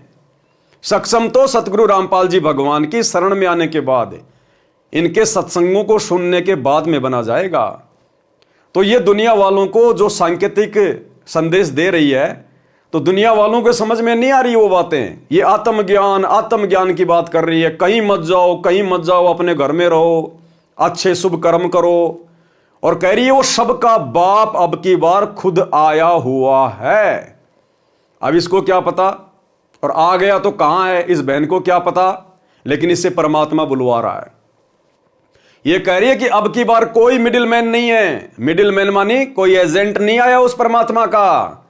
अब की बार उस परमात्मा का कोई मिडिलमैन नहीं है, कोई एजेंट नहीं है। सतलोक से कोई दलाल नहीं आया, कोई एजेंट नहीं आया परमात्मा का, कोई संदेशवाहक नहीं आया। कहते अब की बार तो वो बाप खुद ही आया है। और ये बाप भाई सबके सामने रहा। ये है वो बाप जिसे आने वाले समय में पूरी दुनिया जानेगी, पहचानेगी, नतमस्तक होगी। ये है वो कल की भगवान जिसके बारे में सांकेतिक भाषा में वो नूर अनंता बहन बार बार अपने वीडियो में जिक्र करती है। इसलिए दास कहता है, आप और हम भगत भाई बहनों का, विशेषकर साध संगति से जुड़े हुए भाई बहनों का परम सौभाग्य कि आज परमेश्वर ने आप और हमारा इतना ज्ञान योग खोल दिया, आप और हमारी इतनी ज्ञान वाली आंखें खोल दी हैं कि हम किसी के भी संकेत को तुरंत समझ जाते हैं, तुरंत। और मात्र संकेत समझने से बात नहीं बनती। इस प्रकार के वीडियो देखकर संकेत तो सतलोक आश्रमों से जुड़े हुए भाई बहन भी समझ रहे हैं, लेकिन जब तक आप अपने गुरु को परमात्मा नहीं मानोगे, बापों का बाप नहीं मानोगे, तब तक आप इन वीडियो को सुनकर देख भी कुछ प्राप्त नहीं कर सकते। तो आप और हम गुरुदेव के आशीर्वाद से संकेतों को भी समझ रहे हैं, और हम असल में गुरु को परमात्मा मानकर आध्यात्मिक क्रियाएं भी कर रहे हैं। और जब तक हम इस प्रकार से भक्ति मार्ग पर नहीं चलेंगे, हम कुछ भी हासिल नहीं कर सकते हैं। तो क्या कुछ कह रही है ये नूर अनंता बहन परमात्मा के आशीर्वाद से। दास बीच बीच में विश्लेषण करता रहेगा, ध्यान से सुनिए। नमस्कार, आप देख रहे हैं पीजी न्यूज। मैं प्रवीण आप सभी का बहुत बहुत स्वागत करता हूं। मित्रों, अभी हम लोग काशी में हैं और आपको बता दें कि हमारे साथ आप जिन्हें देख रहे हैं, हो सकता है कि मुझे लग रहा है कि आप सभी अब पहचान गए होंगे कि नूर अनंत माता जी हैं। और आपको बता दें कि माता जी महाकुंभ को लेकर कई ऐसी भविष्यवाणियाँ की थी, जो कि वीडियो जो है वो इंटरनेट पे पड़ी और इंटरनेट पर लोगों ने खूब प्यार दिया, आशीर्वाद दिया। और आपको बता दें कि माँ ने जो भी बातें बताई थी कुंभ में खड़ी होके गंगा जी के किनारे, वो सारी बातें जो है आज सत्य हो गई। माता जी ने कहा था कि अब की बार महाकुंभ में कुछ अलग होने वाला है। कुछ अलग का संकेत जो था वो वही था कि कुछ इस प्रकार की बातें होंगी जिनकी चर्चा पूरी दुनिया में होगी, और सही बात वही हुआ। माता जी का और साफ तौर से एक कहना था कि इसमें वही लोग बचेंगे जो पुण्य का काम कर रहा है और जो अच्छा कर्म कर रहा है, वही लोग बचेंगे, नहीं तो कुछ न कुछ तो ज़रूर होगा। और ऐसे में अगर बात करें तो महाकुंभ में 2 बार आगजनी की घटनाएं हुई, और अगर बात करें तो भगदड़ हुई, और भगदड़ में हम बात करें कई लोग जो है अपने को खो दिया। अब वो इस दुनिया में नहीं है। सरकार के जो आंकड़े हैं वो 30 का आंकड़ा है, लेकिन अगर हम दैनिक भास्कर की रिपोर्ट की बात करें तो दैनिक भास्कर जो है वो 1500 का रिपोर्ट बता रही है। अब आखिरकार क्या कुछ सच्चाई है इस पे तो हम नहीं बात कर सकते हैं, लेकिन फिलहाल हम अगर बात करें तो आगे को लेकर क्या कुछ चल रहा है माता जी के मन में, ये तमाम सवाल हमारे मन में हैं और वो हम माता जी से बातचीत कर सकते हैं। माता जी, एक बार फिर से आपका पीजी न्यूज़ चैनल में बहुत बहुत स्वागत है। हर हर महादेव, घर घर महादेव। अभी माता जी आप काशी में हैं और जो कुछ हुआ महाकुंभ में सब आपने टीवी के माध्यम से, और हमें लगता है कि आपने सब कुछ देखा। अभी क्या महसूस कर रहे हैं? आप काशी में हैं और इस समय क्या कुछ महसूस कर रहे हैं? देखिए, ये तो अभी आप लोगों को पता चल गया होगा कि जो भी बता रहे थे वो सब चीज़ें वैसे ही सामने आ रही है। क्या होता है कि है तो बहुत कुछ, लेकिन बहुत चीज़ें ऐसी गुप्त होती है जो हम लोग खुल कर नहीं रख सकते हैं। बहुत सारी ऐसी क्रियाएं होती है जो उस तरह से मतलब प्रेजेंट नहीं की जा सकती जी। अब देखिए, ये जो कुंभ है, देख रहे होंगे कि मतलब ये वैसे भी इतिहास में इतनी गैदरिंग जो है अब सबको पता चल गया कि पहली और ये है आखिरी। हाँ। सिर्फ गैदरिंग पहली नहीं है हाँ। कि आगे जाके ये है भी आखिरी, ये आखिरी अच्छा, बात। इसके बाद अगर हम बात करें माता जी, तो इतना ये नूर अनंता बहन कह रही है कि जिस प्रकार से आपने कुंभ में जो भीड़ देखी है, जो गैदरिंग देखी है, ये आखिरी गैदरिंग है, ये आखिरी भीड़ है। इसके बाद दुनिया में कभी भी इस प्रकार की भीड़ आपको देखने को नहीं मिलेगी। बिल्कुल सत्य बात है भाई और बहनों। देखो, आने वाले समय में आप और हम भगत भाई बहनों को तो पता ही है कि पूरी दुनिया में यदि भक्ति चलेगी तो सतगुरु रामपाल जी की चलेगी। इस पूरी पृथ्वी पर केवल एक ही ज्ञान रह जाएगा, सतगुरु रामपाल जी का तत्व ज्ञान। सतगुरु रामपाल जी परमेश्वर जी के सानिध्य में, उनकी देख रेख में पूरे विश्व की जो सरकारें हैं वो संचालित होंगी। यानी जो रिमोट कंट्रोल होगा पूरी दुनिया का, वो गुरुदेव भगवान के हाथ में होगा। और आने वाले समय में जब पूरा विश्व इनकी भक्ति करेगा, सब इनकी शरण में होंगे। कटनी और छटनी के बाद 2028 युग परिवर्तन के बाद जितनी अच्छी आत्माएं पृथ्वी पर बचेंगी, वे सभी आत्माएं केवल भक्ति करेंगी, जो कई करोड़ों की संख्या में होंगी। लेकिन उस समय भी गैदरिंग नहीं होगी कभी भी। अब बहुत सारे भगत भाई बहन जो सतलोक आश्रमों से जुड़े हुए हैं, उनके मन में तो यही खरपतवार चलती रहती है। वो तो यही सोच रहे हैं कि आने वाले समय में धनाना आश्रम में धनाना आश्रम को और बड़ा कर दिया जाएगा और पूरी दुनिया के लोग धनाना आश्रम में सत्संग सुनने आएंगे, करोड़ों लोग एक जगह बैठ के सत्संग सुनेंगे। नहीं, ये जो भविष्यवाणी ये बहन कर रही है ना, ये परमात्मा की विशेष प्रेरणा से कर रही है। ये लास्ट भीड़ थी कुंभ के मेले में। आने वाले समय में कोई कुंभ वाम्ब नहीं होना। अब हो लिया जितना होना था उतना। अब तो लोगों का घरों से बाहर निकलना मुश्किल हो जाएगा और आगे भी कभी भीड़ नहीं होगी। सतगुरु रामपाल जी परमेश्वर जी की भक्ति जब पूरे विश्व में शुरू हो जाएगी तो उस समय भी कभी आपको इतने लोगों की भीड़ देखने को नहीं मिलेगी। परमात्मा भीड़ इकट्ठा नहीं करेगा। ये कलयुग की बिचली पीढ़ी का समय है। परमात्मा ने घर घर में टीवी लगवा दिए, घर घर में, हर एक के हाथ में परमात्मा ने मोबाइल दे दिए, हर एक के हाथ में। परमात्मा भीड़ इकट्ठा करके सत्संग नहीं करेगा। अपने अपने घरों पे बैठो, ज्ञान दे दिया गया है। मर्यादा में रह के भक्ति करोगे तो परमात्मा साथ रहेगा, चाहे अमेरिका रहो, चाहे इंग्लैंड रहो, चाहे भारत में रहो।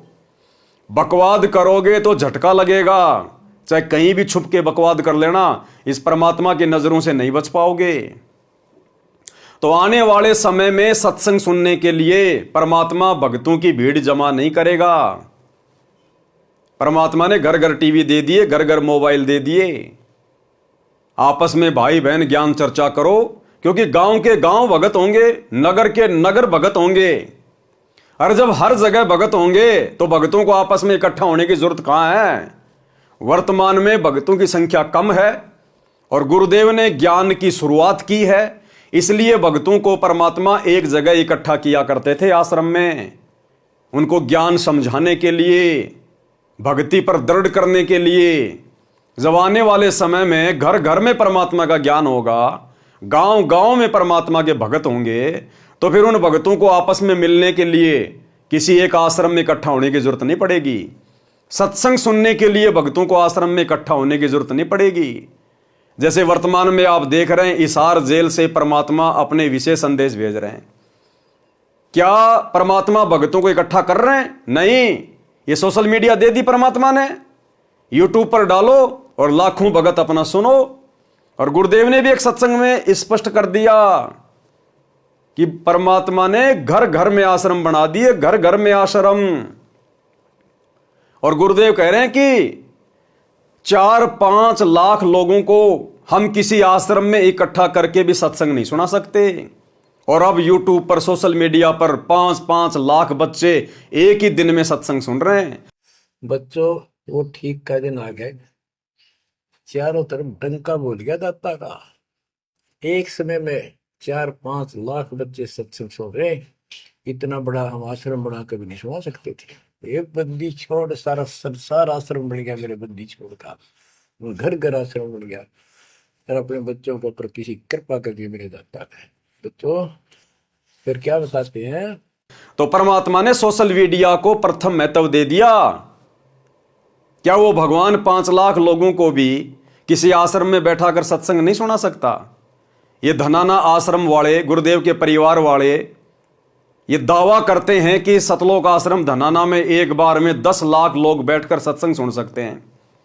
अरे लेकिन गुरुदेव भगवान ने तो रिजेक्ट कर दिया उस धनाना को। गुरुदेव तो कह रहे हैं हम 5 लाख लोगों को भी एक ही समय में बैठाकर सत्संग नहीं सुना सकते। इसका मतलब क्या है? आने वाले समय में परमात्मा आश्रमों में भक्तों को इकट्ठा नहीं करेगा, भीड़ इकट्ठी नहीं करेगा।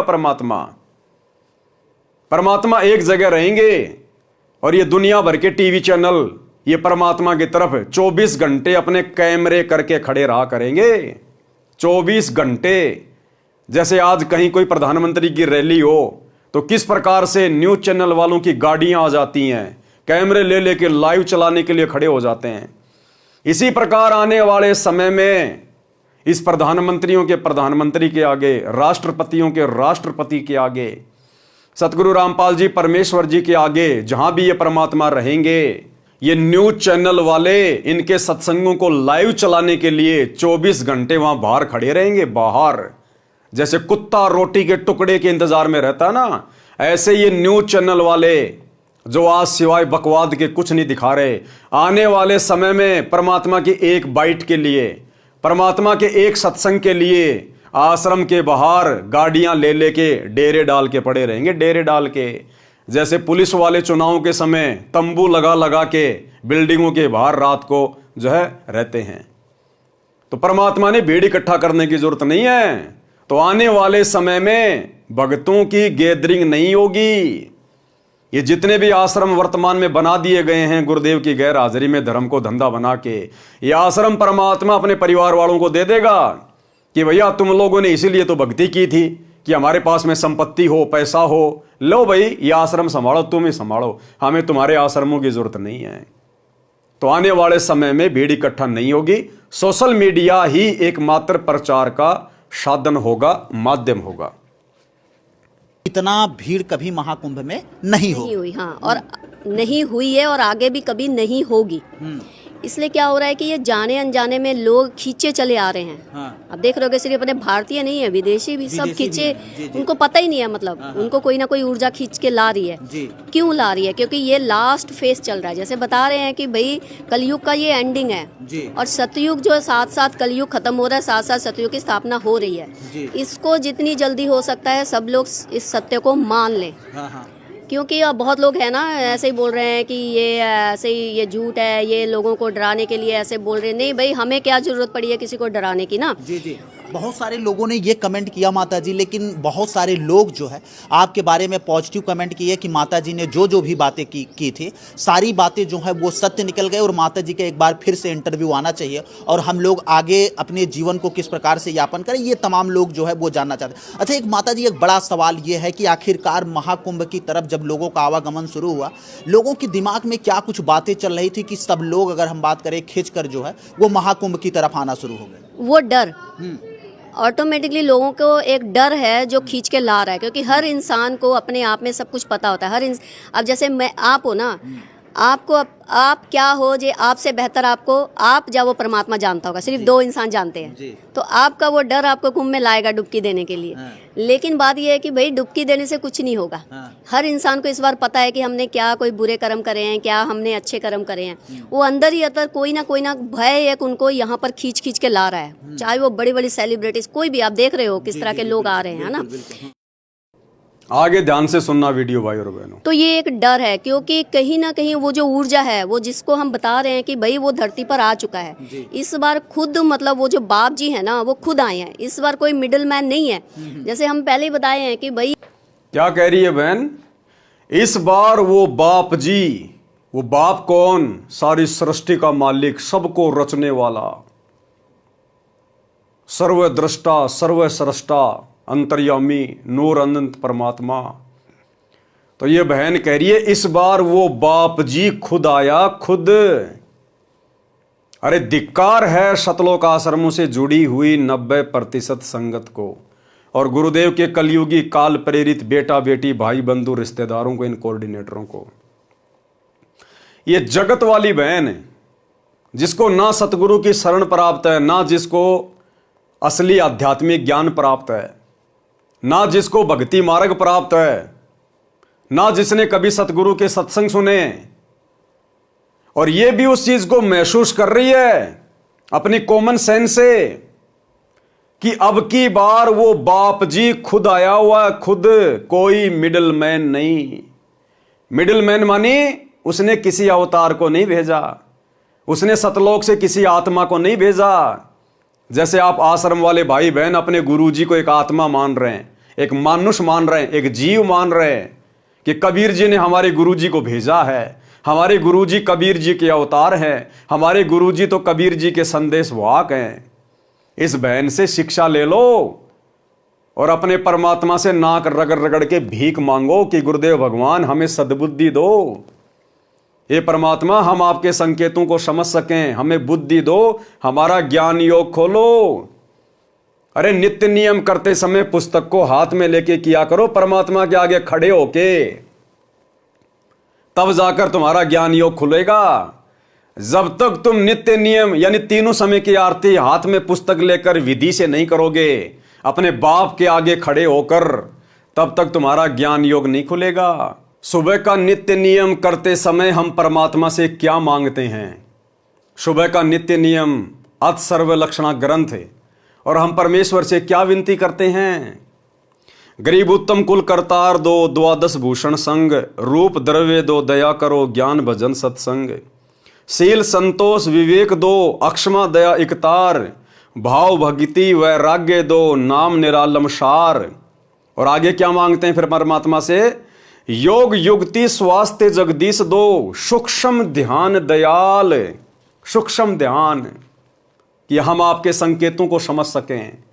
तो भैया जब तक आप अपने हाथ में भक्ति बोध लेकर और अपने बापों के बाप सतगुरु रामपाल जी परमेश्वर जी के आगे खड़े होकर आरती नहीं करोगे, आपको ये सूक्ष्म ध्यान का आशीर्वाद नहीं मिलेगा, आपका ज्ञान योग नहीं खुलेगा, आप इसी प्रकार से डामाडोल रहोगे। गरीब माया का रस पिया कर हो गए डामाडोल। आप आश्रम वाले भाई बहन तो इन आश्रमों में जा जाके डामाडोल हो चुके हैं, डामाडोल। गरीब ऐसा सतगुरु हम मिला, ज्ञान योग दिया खोल, और हम सत्सेवकों को सतगुरु रामपाल जी परमेश्वर मिल गए और हमारा ज्ञान योग खोल दिया, क्योंकि हम प्रतिदिन इस पुस्तक को हाथ में लेकर अपने बाप के आगे खड़े होकर अपने मुख से मांगते हैं, मुख से हम आरती करते हैं। और आप लोग लगा के मोबाइल में नित्य नियम, कोई बाथरूम में जाके बैठ जाता है, कोई वापस बिस्तर में लेट जाता है, कोई अपने घर के 20 प्रकार के कार्य करता रहता है। किसी को तो समय नहीं है, काम धंधे पर आते जाते समय ही नित्य नियम और संध्या आरती करते हैं जेब में मोबाइल डाल के। तो तुम्हें कैसे ज्ञान और ध्यान मिलेगा?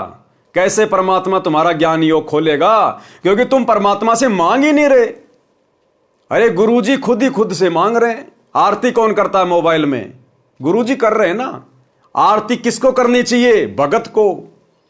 अगर मोबाइल में आरती करना ही सर्वश्रेष्ठ विधि है तो फिर परमात्मा ने भक्ति बोध क्यों दी छपवा कर? सभी को मोबाइल दे देते, सभी को एक एक मेमोरी कार्ड दे देते। फिर ये पुस्तक क्यों दी और क्यों लिखा इस पुस्तक के ऊपर मूल्य नित्य नियम पाठ? यानी आपने रोजाना इस पुस्तक को पढ़ना है, इसका पाठ करना है। तो भैया जब तक अपने बाप के सामने खड़े होकर आरती नहीं करोगे तब तक तुम्हारा ज्ञान और ध्यान कुछ भी नहीं खुलेगा, कुछ नहीं मिलेगा, कुछ नहीं समझ पाओगे। आरती तो अभी तक गुरुजी कर रहे हैं तुम्हारे घरों में, मोबाइल में लगा के छोड़ दिया। आरती तो गुरुजी कर रहे हैं, तुम कहां कर रहे हो? तो इस बहन से शिक्षा लो और भीख मांगो गुरुदेव भगवान से। लेकिन तुम तो लड्डू जलेबी बर्फी मांगते हो परमात्मा से कि अगला समागम कब आएगा, अगला समागम कब आएगा, अब की बार कौन से आश्रम में जाऊंगा, लड्डू जलेबी बर्फी खाऊंगा। तुम ज्ञान और ध्यान कहां मांग रहे हो परमात्मा से? तो क्या कह रही है बहन कि अब की बार कोई मिडिल मैन नहीं है, वो बापों का बाप, वो बाप जी खुद धरती पे आया हुआ है, और वो बाप जी है सतगुरु रामपाल जी। सतगुरु रामपाल जी सबका बाप जी। तो इस बहन से शिक्षा ले लो, बहन क्या कह रही है। तो ये एक डर है, क्योंकि कहीं ना कहीं वो जो ऊर्जा है, वो जिसको हम बता रहे हैं कि भाई वो धरती पर आ चुका है, इस बार खुद मतलब वो जो बाप जी है ना, वो खुद आए हैं। इस बार कोई मिडिल मैन नहीं है। जैसे हम पहले ही बताए हैं कि भाई ये गुरु, ये सब जो परंपरा चल रही है ना, आश्रमों की, ये अखाड़े की, ये दीक्षा देने की, ये सब चीजें खत्म हो गई हैं। इसको मान लीजिए। मतलब देर हो जाए, पहले ही बहुत देर हो गई है, अब मान लीजिए यही सत्य है। ध्यान से सुनना। तो भाई ये भी इल्यूजन है कि इसी घाट पे नहाओगे तो ये होगा, उस जल में नहाओगे तो ये होगा, इसमें नहाओगे तो। हमने तो पहले ही कह दिया था भाई अपने अपने घरों में बैठो, अपने अपने घर में अपने अपने बाथरूम में नहा लो, आप लोगों को वहां भी मोक्ष की प्राप्ति हो जाएगी। क्योंकि इस वक्त देखिए हम बार बार ये बात कह रहे हैं कि देखिए घर से मत निकलिए। ऑरा जो है ना, वो पूरी यूनिवर्स में, पूरे ब्रह्मांड में फैल चुका है। वो ऑरा जो है, वो ब्लेसिंग जिसके पास जाएगी ना, वो इंसान जहां भी है, अपने घर में एक बंद कमरे में भी बैठा होगा ना, वो आशीर्वाद उसका वहां तक चला जाएगा। उसके लिए क्या कह रही है बहन कि कहीं भी धक्के खाने की जरूरत नहीं है, कहीं भी भटकने की जरूरत नहीं है। वो ओरा यानी वो शक्ति, वो प्रभाव उस बाप जी का, उस परम शक्ति का, सतगुरु रामपाल जी भगवान का इस ब्रह्मांड में चारों तरफ फैल चुका है। और जिसने जैसे कर्म किए होंगे उनको घर बैठे वैसा ही परिणाम मिलेगा। कहीं भटकने की जरूरत नहीं है, धक्के खाने की जरूरत नहीं है। आप और हम संगत वालों के लिए ये विशेष भविष्यवाणी है। 2014 बरवाला कांड, परमात्मा हिसार जेल में जाके बैठ गए।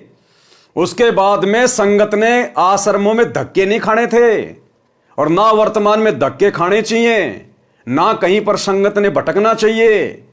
अगर कुछ करना चाहिए तो मर्यादा में रह के भक्ति, जो 90% संगत नहीं कर रही है। आश्रमों में जाकर केवल आपने मर्यादा तोड़वाई है, भक्ति नहीं बनाई। तो क्या कह रही है बहन कि उस परम शक्ति का जो ओरा है, जो ब्लेसिंग है, जो आशीर्वाद है, वो पूरे ब्रह्मांड में फैला हुआ है, लेकिन मिलेगा उसी को जो मर्यादा में है, जो मर्यादा में है, जो गुरु को इष्ट मानता है, जिनका कनेक्शन अपने गुरु से जुड़ा हुआ है, जिसका नाम खंड नहीं है, जिसकी मर्यादा खंडित नहीं है। वो ब्लेसिंग ऑटोमेटिक उस भगत के पास जाएगी हिसार जेल से। वो चाहे इंग्लैंड में बैठा हो, चाहे जापान में बैठा हो, चाहे हिंदुस्तान में बैठा हो, उसको आश्रमों में धक्के खाने की जरूरत नहीं है। लड्डू जलेबी बर्फी के चक्कर में हरियाई गाय की तरह भटकने की जरूरत नहीं है। यदि कोई भी भगत अपने घर पर बैठकर, यानी अपने घर पे रहकर, अपने गुरुजी की गैर हाजिरी में, जैसे वर्तमान में, और यदि वो मर्यादा में है, भक्ति कर रहा है, अपनी 5 यज्ञ कर रहा है, तो उस भगत के पास गुरुजी का आशीर्वाद वहीं पे पहुंच जाएगा। उस भगत ने आश्रमों में धक्के खाने की जरूरत नहीं है, भटकने की जरूरत नहीं है। ये सांकेतिक भाषा है इसकी। जगत वाले तो कहां समझेंगे, 90% भगत भाई बहन भी नहीं समझ रहे। और हम सत्सेवक समझ भी रहे हैं और महसूस भी कर रहे हैं, और परमात्मा का आशीर्वाद, वो ब्लेसिंग लगातार ले रहे हैं। आप और हम भगत भाई बहन सत्सेवक गुरुदेव के जेल जाने के बाद किसी आश्रम में नहीं गए, कहीं नहीं भटके, बस अपने गुरु को समझ लिया कि गुरु कैसे प्रसन्न होगा, कौन से भक्ति सुक्रम करने से गुरु प्रसन्न रहेगा। हमने वही सुक्रम करने शुरू कर दिए घर बैठे। गुरु को इष्ट मान लिया, परमात्मा मान लिया। गीता अध्याय 3 श्लोक 13 के अनुसार उनको परमात्मा मानकर भोग लगाना शुरू कर दिया। घर घर गुरु का आश्रम बना दिया, आसन लगा दिया, और नेक नीति ईमानदारी से अपना काम कर रहे हैं, और ज्ञान आधार से भक्ति कर रहे हैं। और परमात्मा अपने प्रत्येक बच्चे के साथ में है, शब्द रूप में प्रत्येक बच्चे के साथ में। दर्शन दे देकर परमात्मा विश्वास बढ़ा रहे हैं, प्रकट हो के परमात्मा विश्वास बढ़ा रहे हैं। तो परमात्मा कहां है? परमात्मा अपने मर्यादित भगत के साथ में है। घट हिम गंगा, घट हिम जमुना, घट हिम है जगदीश, सतगुरु तारेंगे। तो हमने किसी भी जगह भटकने की जरूरत नहीं है। हमने परमात्मा का आशीर्वाद, वो ब्लेसिंग प्राप्त करने वाले अच्छे भक्ति कर्म करने हैं। हमने मर्यादा में रहकर परमात्मा को प्रसन्न करना है, ताकि वो ब्लेसिंग हमें मिलती रहे और उस आशीर्वाद, उस ब्लेसिंग के बदौलत ही हम भक्ति पर टिक पाएंगे। तो ये बहन ये बात कहना चाह रही है। इस बात को दुनिया वाले तो छोड़ो, हमारे 90% भाई बहन जो आश्रमों से जुड़े हुए हैं वो भी नहीं समझ पा रहे, और स्पष्ट कह रही है कि वो सबका बाप जी खुद आ गया, खुद। तो इस बात को किसने समझा? इस बहन के इन शब्दों को किसने पकड़ा, किसने समझा? केवल सत्सेवकों ने। बाकी वीडियो बना बना के तो आश्रम वाले भी डाल रहे हैं कि इस बहन की भविष्यवाणी सतगुरु रामपाल जी के ऊपर फिट बैठ रही है, फिट बैठ रही है। अरे इस बहन की भविष्यवाणी तो गुरु जी पे फिट बैठ रही है, लेकिन तुम्हारे दिमाग में कुछ नहीं बैठ रही, तुम्हारे ऊपर फिट नहीं बैठ रही, क्योंकि तुम अपने गुरु को बाप जी मान कहां रहे हो? तुम तो इनको मिडिल मैन मान रहे हो। अगर तुम अपने बाप सतगुरु रामपाल जी को बाप जी मान लेते इस बहन के अनुसार, तो भाई तुम उस कागज के टुकड़े दाढ़ी मूंछ वाले कबीर जी की फोटो को अपने घर में रखकर, अपने दरबार में रखकर, अपने लॉकेट में टांग कर, और जून के महीने में उस मुर्दा फोटो को कबीर मानकर, उसका कबीर प्रगट दिवस मनाकर अपने बाप सतगुरु रामपाल जी को मिडिल मैन घोषित ना करते। क्योंकि सतगुरु रामपाल जी के रहते सहते किसी अन्य को परमात्मा मानना, उस दाढ़ी मूंछ वाली कबीर जी की मुर्दा फोटो को कबीर भगवान मानना, उसका प्रकट दिवस मनाना जून के महीने में, सतगुरु रामपाल जी को मिडिल मैन मानना है, मिडिल मैन। तो इस बहन की भविष्यवाणी तो फिट बैठ रही है, लेकिन आप आश्रम वाले भगत भाई बहनों के दिमाग में यह बात फिट नहीं बैठ रही कि सतगुरु रामपाल जी स्वयं बाप जी हैं। आज भी तुम लोग उनको मिडिल मैन ही मान रहे हो, मिडिल मैन। और जब तक जून के महीने में वो दाढ़ी मूंछ वाले नकली मुर्दा कबीर का प्रकट दिवस मनाते रहोगे, तब तक तुम्हारी नजरों में सतगुरु रामपाल जी मिडिल मैन ही रहेंगे। और आदरणीय गरीबदास जी ने मिडिल मैन को मानुष कहा है, मानुष। गुरु मानुष कर जानते ते नर कहिए अंध, ओहे दुखी संसार में आ गए यम के फंद। तो भाई और बहनों, इस बहन के विचारों को केवल सत्सेवकों ने समझा है। ये बात कह रहे हैं कि देखिए घर से मत निकलिए। ऑरा जो है ना वो पूरी यूनिवर्स में, पूरे ब्रह्मांड में फैल चुका है। वो ऑरा जो है, वो ब्लेसिंग जिसके पास जाएगी ना, वो इंसान जहां भी है, अपने घर में एक बंद कमरे में भी बैठा होगा ना, वो आशीर्वाद उसका वहां तक चला जाएगा। उसके लिए उसको चल के आने की किसी घाट में जरूरत नहीं है। ये मतलब इस सत्य को जितनी जल्दी हो सकता है, मैं तो आम जनता के लिए कहूंगी, क्योंकि आम जनता भोली भाली होती है। वो ऐसे गुरुओं के चक्कर में लोग जो कहानियां सुनाते हैं उनमें उन लोग बह बह के ये सब रास्ते अपना लेते हैं। भाई आम जनता को यही कहूंगी, अपने अपने घर में बैठो, बाहर मत निकलिए। इस वक्त बहुत ही हालात जो है वो बहुत खराब, और हो सकता है इससे भी हाँ, इससे भी। अच्छा, आप इसको एक मिनट, यहाँ पर मैं एक चीज कहना है, इसको ये समझ लीजिए, ये मत समझिएगा कि एक छोटी सी घटना कुंभ में हुई और ऐसे ऐसे करके कुछ लोग मर गए। आपको क्या पता कितने लोग मरे नहीं मरे ना, क्या पता आप लोगों को दिखाए ना। ये आप लोगों के लिए एक मैसेज है कि इससे भी बड़ी घटना मतलब हो सकती है, जहाँ पर मतलब इतनी भीड़ में मतलब ज्यादा संख्या में मतलब लोगों की जान जा सकती है। ये तो परमात्मा ने एक इशारा, छोटा सा इशारा किया है। ये संकेत दुनिया वालों के लिए नहीं है, ध्यान रखना। ये दुनिया तो मरती आई है, मर रही है और आगे भी ऐसे मरेगी। परमात्मा अगर किसी आत्मा में प्रेरणा करके कोई संदेशा दिलवाते हैं तो अपने पंथ के लोगों के लिए दिलवाते हैं। ये इस बहन का संकेत इन आश्रमों की तरफ है, इन आश्रमों की तरफ जहां पर समागमों में भीड़ इकट्ठा हो रही है। और 2018 में परमात्मा ने एक छोटा सा ट्रेलर भी दिखा दिया था। 2018 रोहतक का पशु मेला ग्राउंड, 10-12 लाख भगत इकट्ठे कर दिए गए सतलोक आश्रम मैनेजमेंट हरियाणा के द्वारा। और किस प्रकार से आंधी तूफान आया, बारिश आई, सारी व्यवस्था अस्त व्यस्त। ये तो शुक्र मनाओ कि परमात्मा की शरण में हो, वरना सैकड़ों की संख्या में वहां पर भगत भाई बहन भीड़ में दब दब के मरते। जिस प्रकार कुंभ के मेले में कई ट्रक लोगों के कपड़ों और चप्पलों के भर के बाहर फेंके गए ना, उस समय 2018 में कबीर प्रकट दिवस पर पशु मेला ग्राउंड रोहतक में एक ट्रॉली भगतों की चप्पलों की, जूतों की भर के बाहर फेंकी गई थी। भगत भाई बहन, किसी का बैग रह गया, किसी के चप्पल रह गए, किसी के जूते रह गए, किसी का बच्चा रह गया, अपनी जान बचा के भागे थे। वहां सारी व्यवस्था बिगाड़ दी काल ने। नमस्कार दोस्तों, सच समाचार में आपका स्वागत है। आज हम पहुंचे हैं रोहतक पशु मेला ग्राउंड में, जहां पर कबीर प्रकट दिवस बहुत ज़ोरों शोरों से मनाया जा रहा है। आपको बता दें कि ये 622वां कबीर प्रकट दिवस है, जो कि संत रामपाल जी द्वारा इस ग्राउंड में बहुत ही विशाल तरीके से मनाया जाता है। आप देख सकते हैं कि ये भंडार घर में सेवादार चाय वितरण कर रहे हैं और लाखों की तादाद में यहाँ भक्तजन आने का जो है कि बताया जा रहा है। और ये देख सकते हैं कि आप सब्जियाँ आ चुकी हैं और सेवादार किस तरह लगे हुए हैं। लगभग 10,000 सेवादार ऑलरेडी पहुँच चुके हैं और इस बार टेंट की व्यवस्था बहुत ही ज़बरदस्त है। और देखिए, आप देख सकते हैं कि किस तरह हैवी टेंट है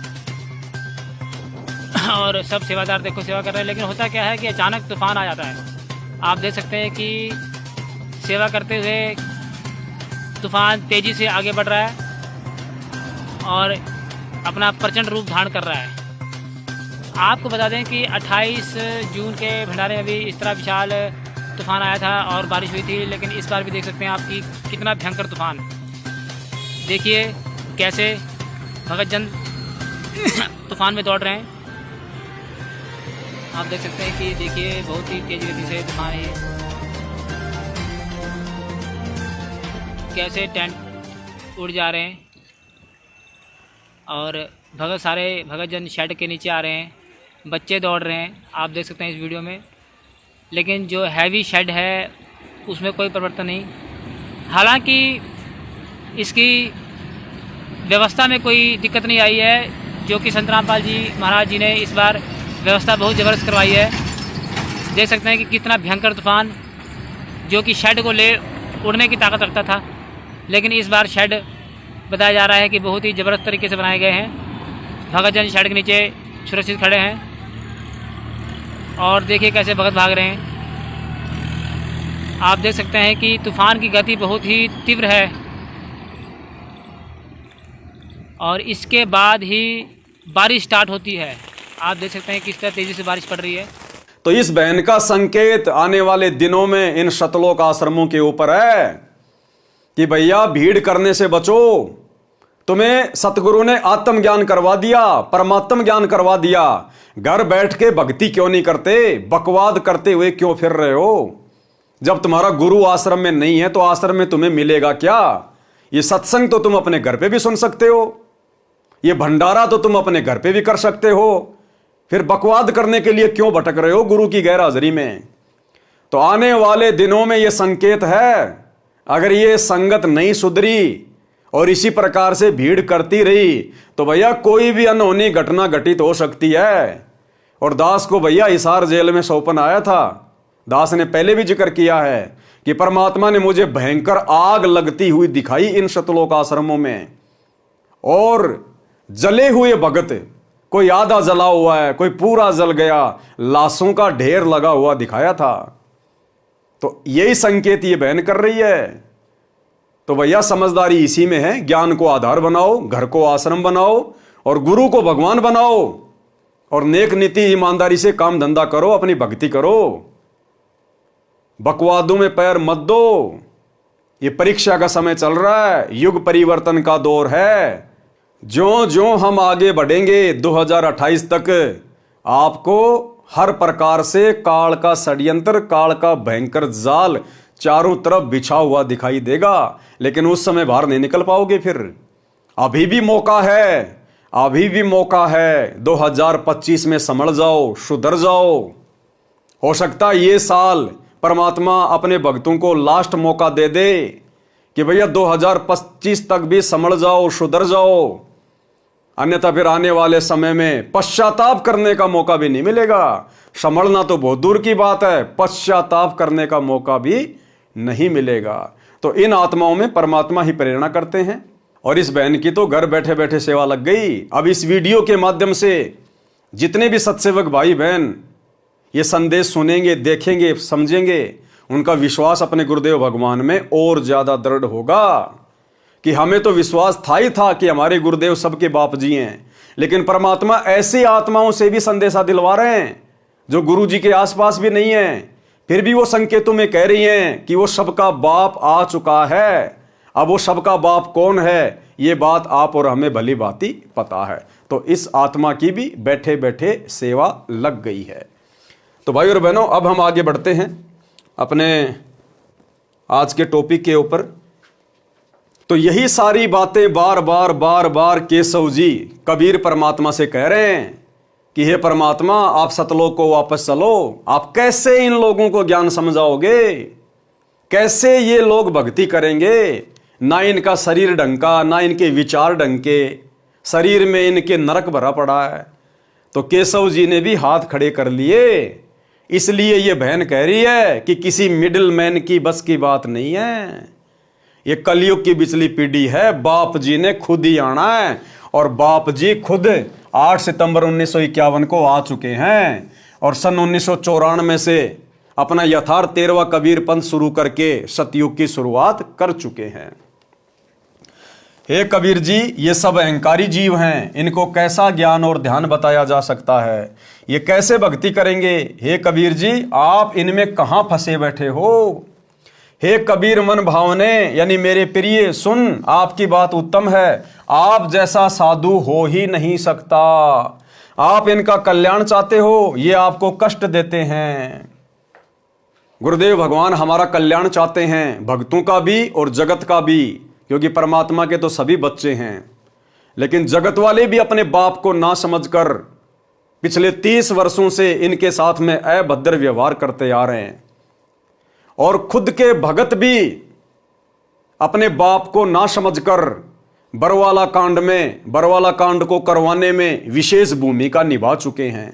जजों को भड़का के, प्रशासन को भड़का के, जजों के खिलाफ 3 पुस्तकें लिखकर और बरवाला कांड में अपनी मनमानियां करके हम भगत भी अपने भगवान को दुखी कर चुके हैं। और वर्तमान में भी 2014 बरवाला कांड के बाद से लेकर वर्तमान 2024 तक भी सतलोक आश्रम मैनेजमेंट हरियाणा ने ना जाने कितने भक्ति विरुद्ध कर्म करके राजनीति करना, स्टेडियम बनाना, हॉस्पिटल बनाना, गुंडों की सीबीआई जांच करवाना, चंदे के रूप में उनको पैसे देना, आरक्षण में भक्तों को बैठाना, चंदे के रूप में जाट आरक्षण में पैसे देना, दुनिया भर की धर्मशालाएं बनवाना, लोगों के लिए रोडें बनवाना जो कि प्रशासन का काम होता है, फ्री में बसें चलाना, एम्बुलेंस चलाना, दुनिया भर का ऋण वो कर्जा भक्तों के ऊपर चढ़ा रहे हैं, क्योंकि सारी व्यवस्थाएं भक्तों के दान से की जा रही हैं। तो आज हिसार जेल में बैठे हुए उस बाप जी को सतलोक आश्रम मैनेजमेंट हरियाणा पिछले 10 वर्षों से ज्ञान विरुद्ध हरकतों से दुखी ही कर रहा है। आपकी बात उत्तम है, आप जैसा साधु हो ही नहीं सकता। आप इनका कल्याण चाहते हो, ये आपको कष्ट देते हैं। उस लोक में जहां आपका निवास है, 5 तत्व की देही नहीं है, दम यानी श्वास से भी उस शरीर का कोई संबंध नहीं है, बिना श्वास का अविनाशी शरीर है। कबीर जी ने उत्तर दिया। अब कबीर परमेश्वर सतगुरु रामपाल जी भगवान ने, जो कि 650 साल पहले काशी में प्रकट थे, परमेश्वर ने केशव जी की इन तमाम बातों का क्या जवाब दिया कि आखिर मैं क्यों इस गंदे लोक में इतने दिनों से पड़ा हुआ हूं, क्यों मैं बार बार सतलोक को छोड़कर यहां आता हूं, क्यों मैं इन आत्माओं की गालियां खा खा के, इनकी मार पिटाई खा खा कर भी इनके आत्म कल्याण के विषय में सोचता हूं, ये मेरे क्या लगते हैं। पारक के अंक की वाणी नंबर 887 से 924। सुन के सब अब बंदना कह कबीर संदेश, गरीब दास सब लोक में है हमरा परवेश। कि भाई केशव, आप तो केवल इसी गंदे लोक की बात कर रहे हो, मेरा तो सर्व लोकों में प्रवेश है। मैं कहां नहीं हूं, मैं तो सृष्टि के कोने कोने में हूं। हम अमान अविगत पुरुष चुंबक ज्यों चमकार, गरीब दास लोहा फिरे हमरे अदर आधार। लोहे रूपी देह चुंबक रूपी प्राण, गरीब दास दो से बगल शब्दातीत अमान। जब हम खेचे प्राण को दम मिले दरियावे, गरीब दास पिंडा पड़े सुन श्वास मिल जाए।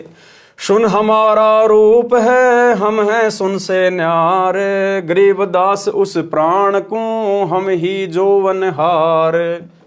हम जो वे हम एचे ही यो सब ख्याल हमारे, गरीबदास अविगत अदल फजल फूल दीदार। फूल रूप सब प्राण है, फूल फूल में गंध, गरीबदास मम महल की मैं ही जानत सिंध। पिंड पेड़ जीव बीज है, पिंड बीज से होत, गरीबदास जाने नहीं माता दूजत सोत। बालक पीव अति अघाय, माता दूधी धेन, गरीबदास उस नरक में कहा रतन सुरसैन। हाड़ चाम की दे में दूध रतन सरबंत, गरीबदास उस पिंड में ऐसे है भगवंत। थन दूधी को पकड़ कर जय कोई देखे दूध, गरीबदास उस पिंड में हाड़ चाम और गूद। हमरे ही उणियार है हमरा सिरजनहार, गरीबदास विधि वेद सुन उदर मुक्ति द्वार। तन के अंदर मन बस मन में दिल दरियाव, गरीबदास उस लहर से न्यारा है प्रभाव। चित के बीच चबूतरा तहाँ वहाँ रहन हमारे, गरीबदास उस महल में दूजा नहीं लगार। हृदय की खिड़की खुले एनक मध्य अनूप, गरीबदास घट घट बस रहे गगन जलकूप। जल से गगन ने भीजी है नहीं सुखावे धूप, गरीबदास मम देश यों सुन से न्यारा रूप। हम हैं सुन सनेहिया सुन के सब करतार, गरीबदास हम चरण से उतर जीव अपार। जुग 70 हम ज्ञान दे जीव न समझा एक, गरीबदास घर घर फिरे धरे कबीरा भेख। 70 युग सेवन किए किने न बूझी बात, गरीबदास मैं समझावत हूँ मोहे लगावे लात। कल्प कोटि जुग बीतिया हम आए हर बेर, देखो क्या कह रहे परमात्मा केशव से, कल्प कोटि युग बीतिया हम आए हर बेर, यानी हर बार इस पृथ्वी पर हम ही आए हैं, कोई अवतार नहीं आया, किसी को भेजा नहीं है सतलोक से। कल्प कोटि युग बीतिया हम आए हर बेर, यानी हर बार हम खुद ही आए हैं। तो अब की बार क्या किसी को भेजेंगे क्या? अब की बार भी परमात्मा स्वयं ही आए हैं। कल्प कोटि युग बीतिया हम आए हर बेर, गरीबदास के सब सुनो दिन भक्ति की टेर। स्वर्ग मृत्यु पाताल में हम बैठे कई बार, गरीबदास घर घर सीजा मार मार कह मार। हमरी जाति अपूर्वी पूर्व रहनी हमारे, गरीबदास कैसे जुड़े पश्चिम के कातार। हम हैं पूर्व ठेठ के उतरे ओगट घाट, गरीबदास जीव दक्षिण के यो नहीं मिलती साट। हम पूरब के पूर्वी उत्तर देश उतरंत, गरीबदास जीव दक्षिण के यो नहीं संगी चलंत। जिन हमरी सीख लई काटो यम जंजीर, गरीबदास के सब सुने ऐसे कहें कबीर। अब क्या कहते हैं कबीर परमात्मा कि जब जब मैं इस धरती पर आता हूं और जो ज्ञान बताता हूं, मर्यादा बताता हूं, और जिन जिन आत्माओं ने मेरे से शिक्षा लेकर मेरी मर्यादा निभाई है, आजीवन भक्ति पे लगे रहे हैं, कहते हैं मैं उन सब की काल की जंजीरें काट देता हूं। जिन हमरी सीख लई काटो यम जंजीर, गरीबदास के सब सुने ऐसे कहें कबीर। फिर बाजी बिदना रचे वह नहीं जीव आवंत, गरीबदास सतलोक में अमर पटा पावंत। अनंत कोटि बाजी तहाँ रचे सकल ब्रह्मांड, गरीबदास मैं क्या करूं काल करत जीव खंड। अब परमात्मा कहते हैं भैया मैं तो सबको ज्ञान देता हूं, सबको समझाता हूं, सबके भले की सोचता हूं, लेकिन मेरा और इस काल का एक एग्रीमेंट हो रखा है। जब मैं प्रथम बार यहां पर आया था काल की तपतशिला पर, तो काल ने मेरे से वचन लिया था कि परमात्मा आप नीचे जाओगे, सबको ज्ञान दोगे, सतलोक लेके जाओगे, तो फिर मेरा पेट कैसे भरेगा? तो काल ने परमात्मा से वचन लिया था कि परमेश्वर, आप केवल उन्हीं आत्माओं को सतलोक लेके जाना जो आपके इतने प्रयत्न, इतने संघर्ष के बाद, इतने सत्संग करने के बाद जो आपके ज्ञान पर दृढ़ रहे, जो आपकी शिक्षाओं पर चले, आपकी आज्ञा में चले, जो आपकी मर्यादाओं में चले। केवल उन्हीं आत्माओं को, उन्हीं जीवों को आप सतलोक में लेके जाना, बाकी को मेरे लिए यहीं छोड़ देना। तो भाई और बहनों, अभी तक तो केवल साथ संगति से जुड़े हुए भगत भाई बहनों का सौभाग्य है जो हम परमेश्वर की प्रत्येक मर्यादाओं को फॉलो करते हुए, ज्ञान आधार से भक्ति करते हुए परमेश्वर के संग चलने को तैयार हो रहे हैं। बाकी सतलोक आश्रमों से जुड़े हुए भाई बहन वर्तमान समय 2024 तक पूरी तरह से खंडित हैं, परमेश्वर की हर प्रकार की मर्यादाओं को तोड़ के बैठे हैं। देखा देखी में महाभारत की गांधारी की तरह आंखों पर जानबूझकर काली पट्टी बांध कर बैठे हुए हैं। अनंत कोटि बाजी जहां रचे सकल ब्रह्मांड, गरीब दास मैं क्या करूं काल करत जीव खंड। कीलों काल निकंद हूं जीव विध्वंस नहीं होए, गरीब दास जुल्हा कहे शब्द न बूझे कोई। परमात्मा कहते हैं, भाई केशव, मैं इतना सक्षम हूं, इतना समर्थ हूं, मैं इस काल को बांध के रख सकता हूं, बांध के। कीलों काल निकंद हूं, कील मानी बांध देना, निष्क्रिय कर देना, और यह काल मेरी किसी भी आत्मा को परेशान नहीं कर सकता यदि कोई मेरे शब्द के ऊपर टिका रहे तो। लेकिन शब्द न बूझे कोई, लेकिन कोई मेरी शिक्षाओं पर टिक नहीं पाता, मर्यादाओं पर रह नहीं पाता। कीलों काल निकंद हूं जीव विध्वंस नहीं होए, गरीब दास जुल्हा कहे शब्द न बूझे कोई। मनुष्य जीव की क्या बात है पशु पक्षी परवान, गरीब दास जुल्हा कहे करी हूं हंस अमान। कि भैया स्त्री और पुरुषों की तो बात ही छोड़ दो, मैं तो पशु पक्षियों को भी मोक्ष दे सकता हूं यदि मेरी मर्यादा में रहें तो। मैं बंजारा आदि का याई हमारी साठ, गरीब दास जीव अभय करी बोहर न आवे बाट। कि मैं तो इस खेल का खिलाड़ी हूं, मैं बंजारा आदि का, बंजारा यानी व्यापारी, और याई हमारी साठ, यही हमारा व्यापार है। कौन सा? जीवों को भक्ति करवा कर सतलोक लेकर जाना। मैं बंजारा आदि का याई हमारी साठ, गरीब दास जीव अभय करी बोहर न आवे बाट। जीव को अभय करने का मतलब है सतलोक में बैठा देना। एक गाड एक जारी ये नहीं मोए सुहाए, गरीब दास सतलोक में देऊं जीव मिलाए। सुन के सौ सायब धनी मैं हूं तुम्हारा दास, गरीब दास तुम हुक्म से काटत जीव की फांस। अब देखो कितनी गहरी शिक्षा है भाई और बहनों। ये बातें कौन कह रहे हैं? कबीर परमात्मा। किससे कह रहे हैं? केशव जी से। तो कबीर जी केशव जी से क्या कह रहे हैं? जबकि केशव कौन थे? खुद परमात्मा ही थे। उसके बावजूद भी कबीर जी अपने आप को केशव जी का दास बता रहे हैं। और क्या कह रहे हैं?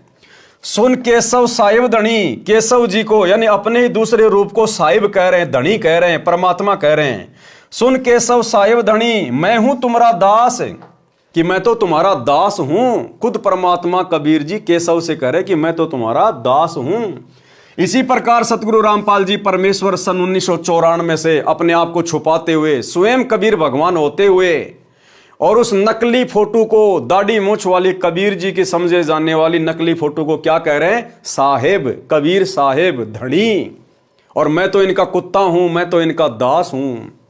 तो भाई और बहनों, हमें समझ जाना चाहिए ये संदेश, ये पुस्तकों में संकेत परमात्मा ने क्यों किए, किस लिए किए, कि ये परमात्मा तो काल के साथ किए गए एग्रीमेंट के अनुसार अपने आप को स्पष्ट रूप से भगवान नहीं कहेगा, अपने आप को कबीर का भेजा हुआ कुत्ता कहेगा, उसका दास कहेगा, उसका नौकर कहेगा, उसका गुलाम कहेगा। लेकिन अब आप और हमने समझना पड़ेगा कि आत्मा आत्मा का उद्धार नहीं कर सकती। स्वयं बाप जी ही अपने बच्चों को काल के जाल से निकाल कर लेकर जा सकता है। तो 650 साल पहले भी परमात्मा कबीर जी केशव जी से क्या कह रहे हैं, अपने दूसरे रूप से क्या कह रहे हैं? उनको साहिब कह रहे हैं, उनको धनी कह रहे हैं, और कह रहे हैं मैं तो तुम्हारे आशीर्वाद से यहां जीवों का मोक्ष करने आया हूं। तो वही लीला वर्तमान में सतगुरु रामपाल जी भगवान स्वयं कबीर परमात्मा होते हुए और उस कागज के मुर्दा टुकड़े को, दाढ़ी मूंछ वाली कबीर जी की फोटो को परमात्मा कह रहे हैं, कबीर कह रहे हैं, भगवान कह रहे हैं। लेकिन आप और हमने तो समझना चाहिए इतना ज्ञान लेने के बाद, अरे गुरुदेव की तो शुरुआत में मजबूरी थी अपने आप को सीधे सीधे कबीर जी ना कहना और उस कागज की मुर्दा फोटो को कबीर जी बताना। अगर उस समय गुरुदेव कह दें कि मैं कबीर हूं, 650 साल पहले मैं ही आया था काशी में, आप और हम उस परमात्मा में 100 दोष देख लेते कि पाखंडी अपने आप को कबीर कह रहा है, भगवान कह रहा है, गांव दनाने का रामपाल जाट हमारी आंखों के सामने पैदा हुआ है। हम इनके सत्संग भी सुनना पसंद नहीं करते, इसलिए परमात्मा ने हमारी छोटी बुद्धि को देखते हुए स्वयं को छुपाया और अपने आप को कबीर जी का दास कहा। लेकिन अब 30 साल हो चुकी हैं। अरे 30 साल तक यदि किसी गधे का कान पकड़ के रोजाना गीता पढ़ाई जाए, वो भी बैकुंठ जाने को तैयार हो जाएगा। और हम भगत भाई बहन उस गधे से भी गए गुजरे, आज तक अपने भगवान को नहीं पहचान पाए, आज तक गुरु में परमात्मा नहीं देख पा रहे, फिर भला कैसे सतलोक जाएंगे। सुन के सब साहिब धनी मैं हूं तुमरा दास, गरीब दास तुम हुक्म से काटत जीव की फांस। मुझ आजिज की कल्प सुनी तुम उतरे तत्काल, गरीब दास जुल्हा कहे मग जीन्या पंथबाल। अब देखो आपको हर प्रकार के संकेत मिलेंगे यहां पर, हर प्रकार के संकेत। अब खुद कबीर परमात्मा अपने दूसरे रूप केशव जी से क्या कह रहे हैं, मुझ आजिज की कल्प सुनी कि हे केशव जी, आपने मुझ दास की प्रार्थना सुनी, अर्ज सुनी, अरदास सुनी, और क्या किया, तुम उतरे तत्काल, और तुम सतलोक से तत्काल नीचे उतरे हो। गरीब दास जुल्हा कहे मम झीना पंथबाल। क्या कह रहे हैं कबीर परमात्मा? केशव कौन था? खुद कबीर भगवान ही था ना। और दूसरा रूप जो सतलोक से सामान लेके आया था केशव जी का, खुद कबीर भगवान ही था ना। फिर भी कबीर जी अपने ही दूसरे रूप से केशव जी से क्या कह रहे हैं कि आप साहिब हो, धनी हो, आप मेरी अर्ज पर, मेरी प्रार्थना पर ऊपर से तुरंत नीचे उतरे हो।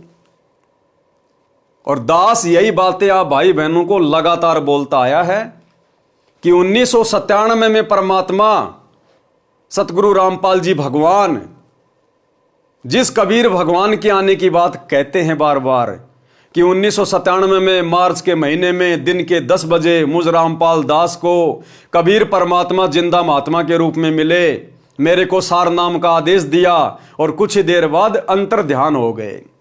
और दास बार बार क्या कहता भाई बहनों को कि इस कबीर भगवान सतगुरु रामपाल जी को भला दूसरा परमात्मा कौन मिलेगा, ये खुद ही खुद को मिलता है, इसको कोई और भगवान ऊपर से आके नहीं मिल सकता, क्योंकि इनके अलावा इधर उधर ऊपर नीचे दाएं बाएं यहां वहां और कोई भगवान नहीं है।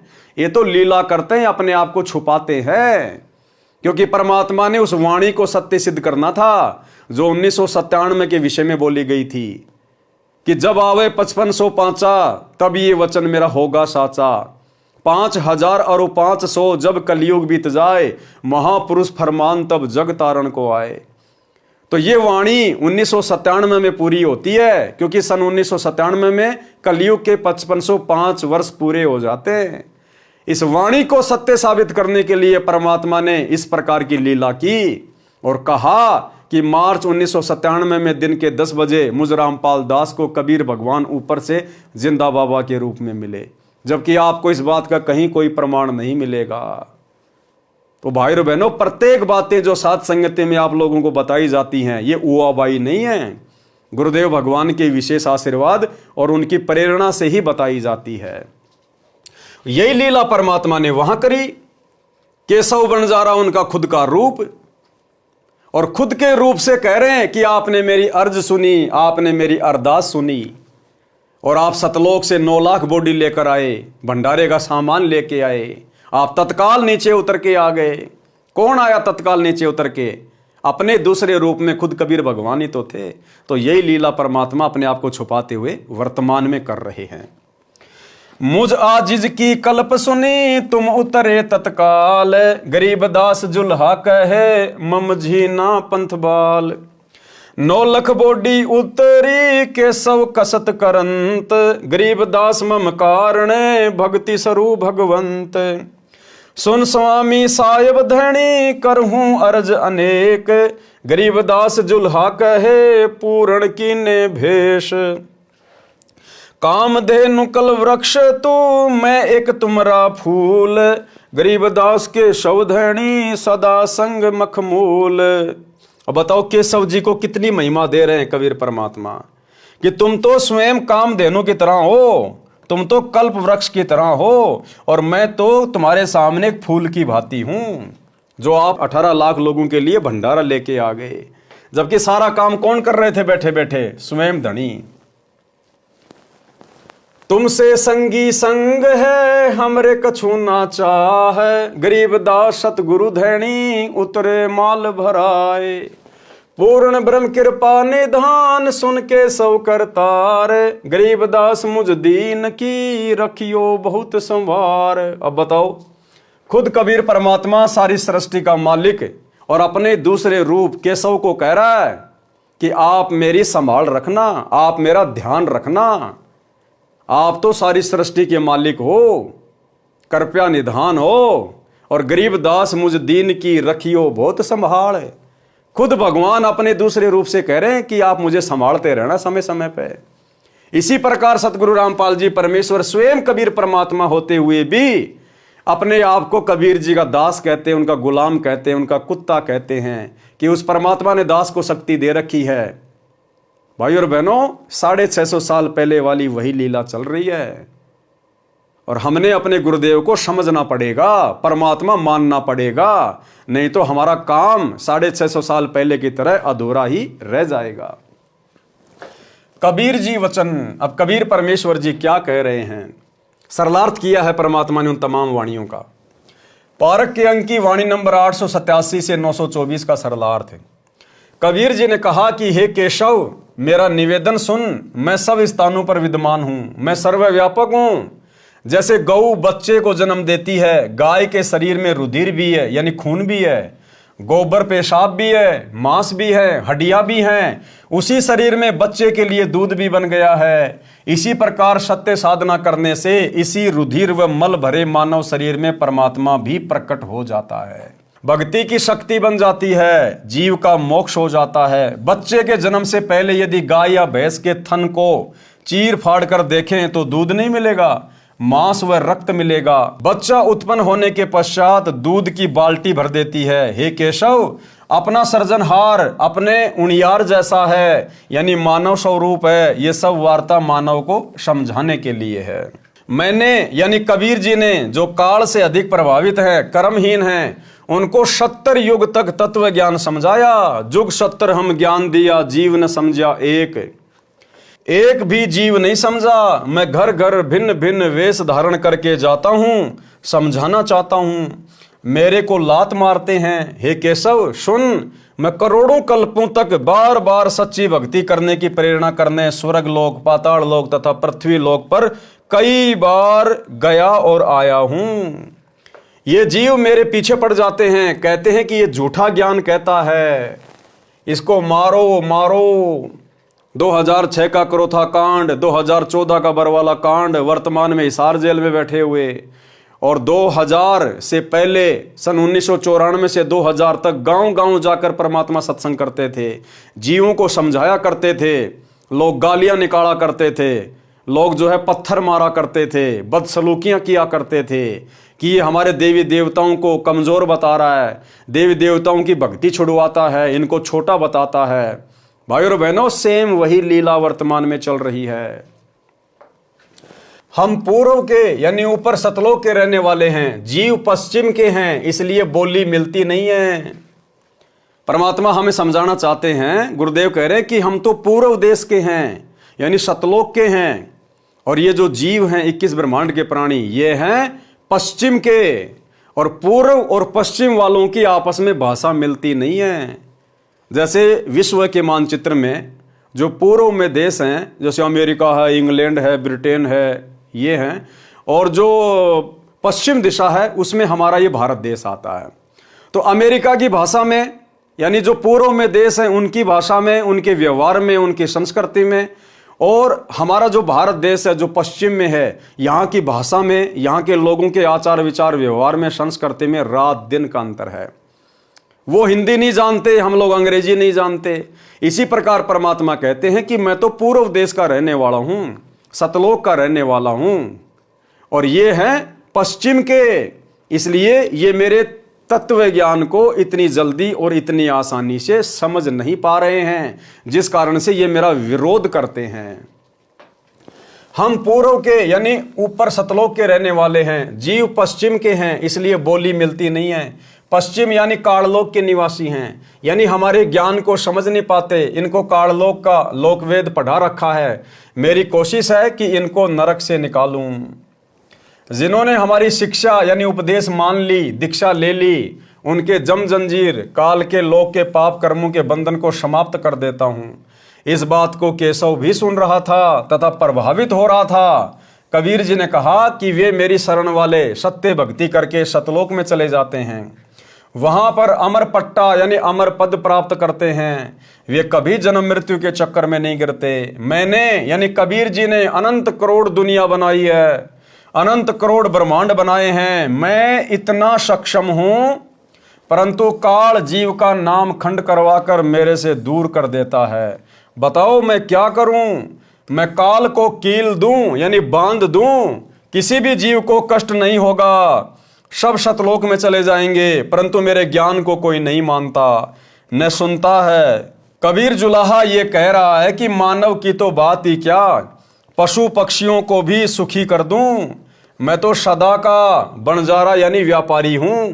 मेरी यही सांठ यानी सौदागरी है कि जीवों को सच्चा ज्ञान, सच्चा नाम बताकर, भक्ति करवाकर, काल ब्रह्म का हिसाब करवाकर, जीव को मुक्त करवाकर सतलोक ले जाऊं। वे जीव पुनः काल के जाल में नहीं आते। उन जीवों को अमर कर देता हूं जो भिन्न भिन्न धर्म बनाकर काल ने आपस में लड़ा रखे हैं, भिन्न भिन्न रीति रिवाज बना रखे हैं। हिंदू मुर्दे को जलाता है, मुसलमान इसे बुरा मानते हैं, वे जमीन में गाड़ते हैं। मुझे ये अच्छा नहीं लगता। मैं चाहता हूं कि ये तत्व ज्ञान समझें, एक हो जाएं, सत्य साधना करें, सतलोक जाएं, सदा सुखी रहें। डबल रोल करके कबीर जी ने कहा कि हे केशव, हे मालिक, मैं तो आपका दास हूं। डबल रोल करके क्या कहा केशव से कि हे मालिक, मैं तो आपका दास हूं, आपका नौकर हूं। अब सतगुरु रामपाल जी भगवान भी तो उस कागज की मुर्दा डाढ़ी मूछ वाली कबीर जी की फोटो के आगे हाथ जोड़ के यही कहते हैं कि हे परमात्मा, मैं तो आपका दास हूं, आपका नौकर हूं। तो क्या वो कबीर जी केशव जी के दास थे? क्या नौकर थे? आप और हमें पता है ना, नहीं थे। इसी प्रकार सतगुरु रामपाल जी भगवान ये बापों के बाप हैं, स्वयं कबीर भगवान है। आप और हमें भक्ति समझाने के लिए परमात्मा एक प्रकार से दास की भूमिका कर रहे हैं। डबल रोल करके कबीर जी ने कहा कि हे केशव, हे मालिक, मैं तो आपका दास हूं, आपकी आज्ञा से जीवों के कर्म बंधन काटता हूं।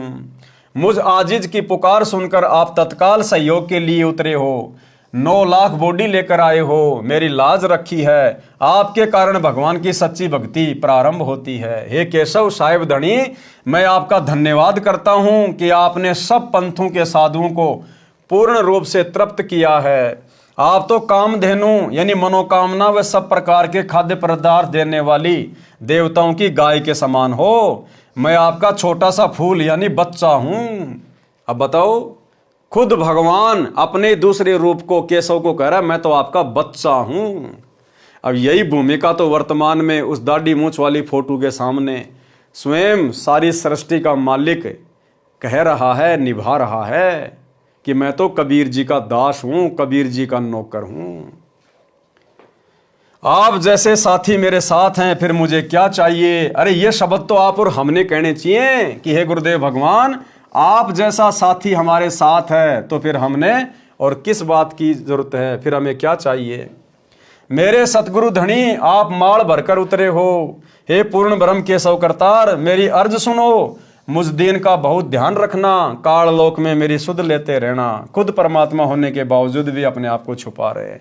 तो आज कैसे खुल्लम खुल्ला कह देंगे कि मैं कबीर हूं? ये ज्ञान इसीलिए तो दिया है, ये बिचली पीढ़ी का समय और ये शिक्षा और ये प्रमाण किस लिए दिए हैं? कि हम अपने गुरु को पहचान लें कि हमारा गुरु किसी का नौकर नहीं, हमारा गुरु कोई दास नहीं, कोई आत्मा नहीं, बापों का बाप है, कोई मिडिल मैन नहीं है, स्वयं कबीर भगवान हैं। पारक के अंक की वाणी नंबर 925 से 930। सुन कबीर के सौ कहें, जो कुछ करो सो कीन, गरीबदास मुख्तार तुम दीन बेदीन। सुन सतगुरु तो से कहूँ, तुम हो दीन दयाल, गरीबदास आदीन में तुम साहिब अबदाल। अनंत कोटि ब्रह्मांड को त्यारत लगे न बार, गरीबदास के शौक हैं तुम ही दारमदार। तुम ही दारमदार हो यहाँ कल्प नहीं इंच, गरीबदास के शौक हैं तुम रे ही परपंच। तुम परपंची आदि का अनंत जीव तुम त्यार, गरीबदास के शौक हैं तुम कोली घनसार। अनंत लोक ताना तण्या गुद्दी गाठी तू बीन, गरीबदास के शौक हैं तुम कोली परवीन। केशव जी के वचन तथा भंडारा संपन्न की वाणी। अब भाई और बहनों, आज की वीडियो में हम केवल इतना ही लेंगे। कल रात्रि 8 बजे सभी भाई बहन फिर से लाइव जुड़िएगा। आगे कबीर परमात्मा की और केशव जी की और क्या क्या बातचीत होती है, और काशी में जो भंडारा परमात्मा ने करवाया अपने 18 लाख से अधिक आत्माओं को, फिर उसमें परमेश्वर ने और क्या क्या ज्ञान गोष्ठी की, और किस प्रकार से आत्माएं भंडारा लेकर तृप्त हुई, और कैसे परमात्मा की जय जयकार करने लगी, और कैसे सिकंदर लोदी का धार्मिक गुरु शेख तकी अंत में फिर भी बाज नहीं आया, और कैसे परमात्मा ने अंत में उसको उसके कर्मों की सजा दी। तो कल रात्रि 8 बजे सभी भाई बहन फिर से लाइव जुड़िए। तब तक गुरुदेव भगवान हम सबको आज्ञा दें, इजाजत दें, आशीर्वाद दें। बंदी छोड़ सतगुरु रामपाल जी भगवान की जय हो। भाई जो गुरु बचन पे डट गे, कट गे फंद 84 के, कट गे फंद 84 के, कट गे फंद 84 के। भाई जो गुरु बचन पे डट गे, कट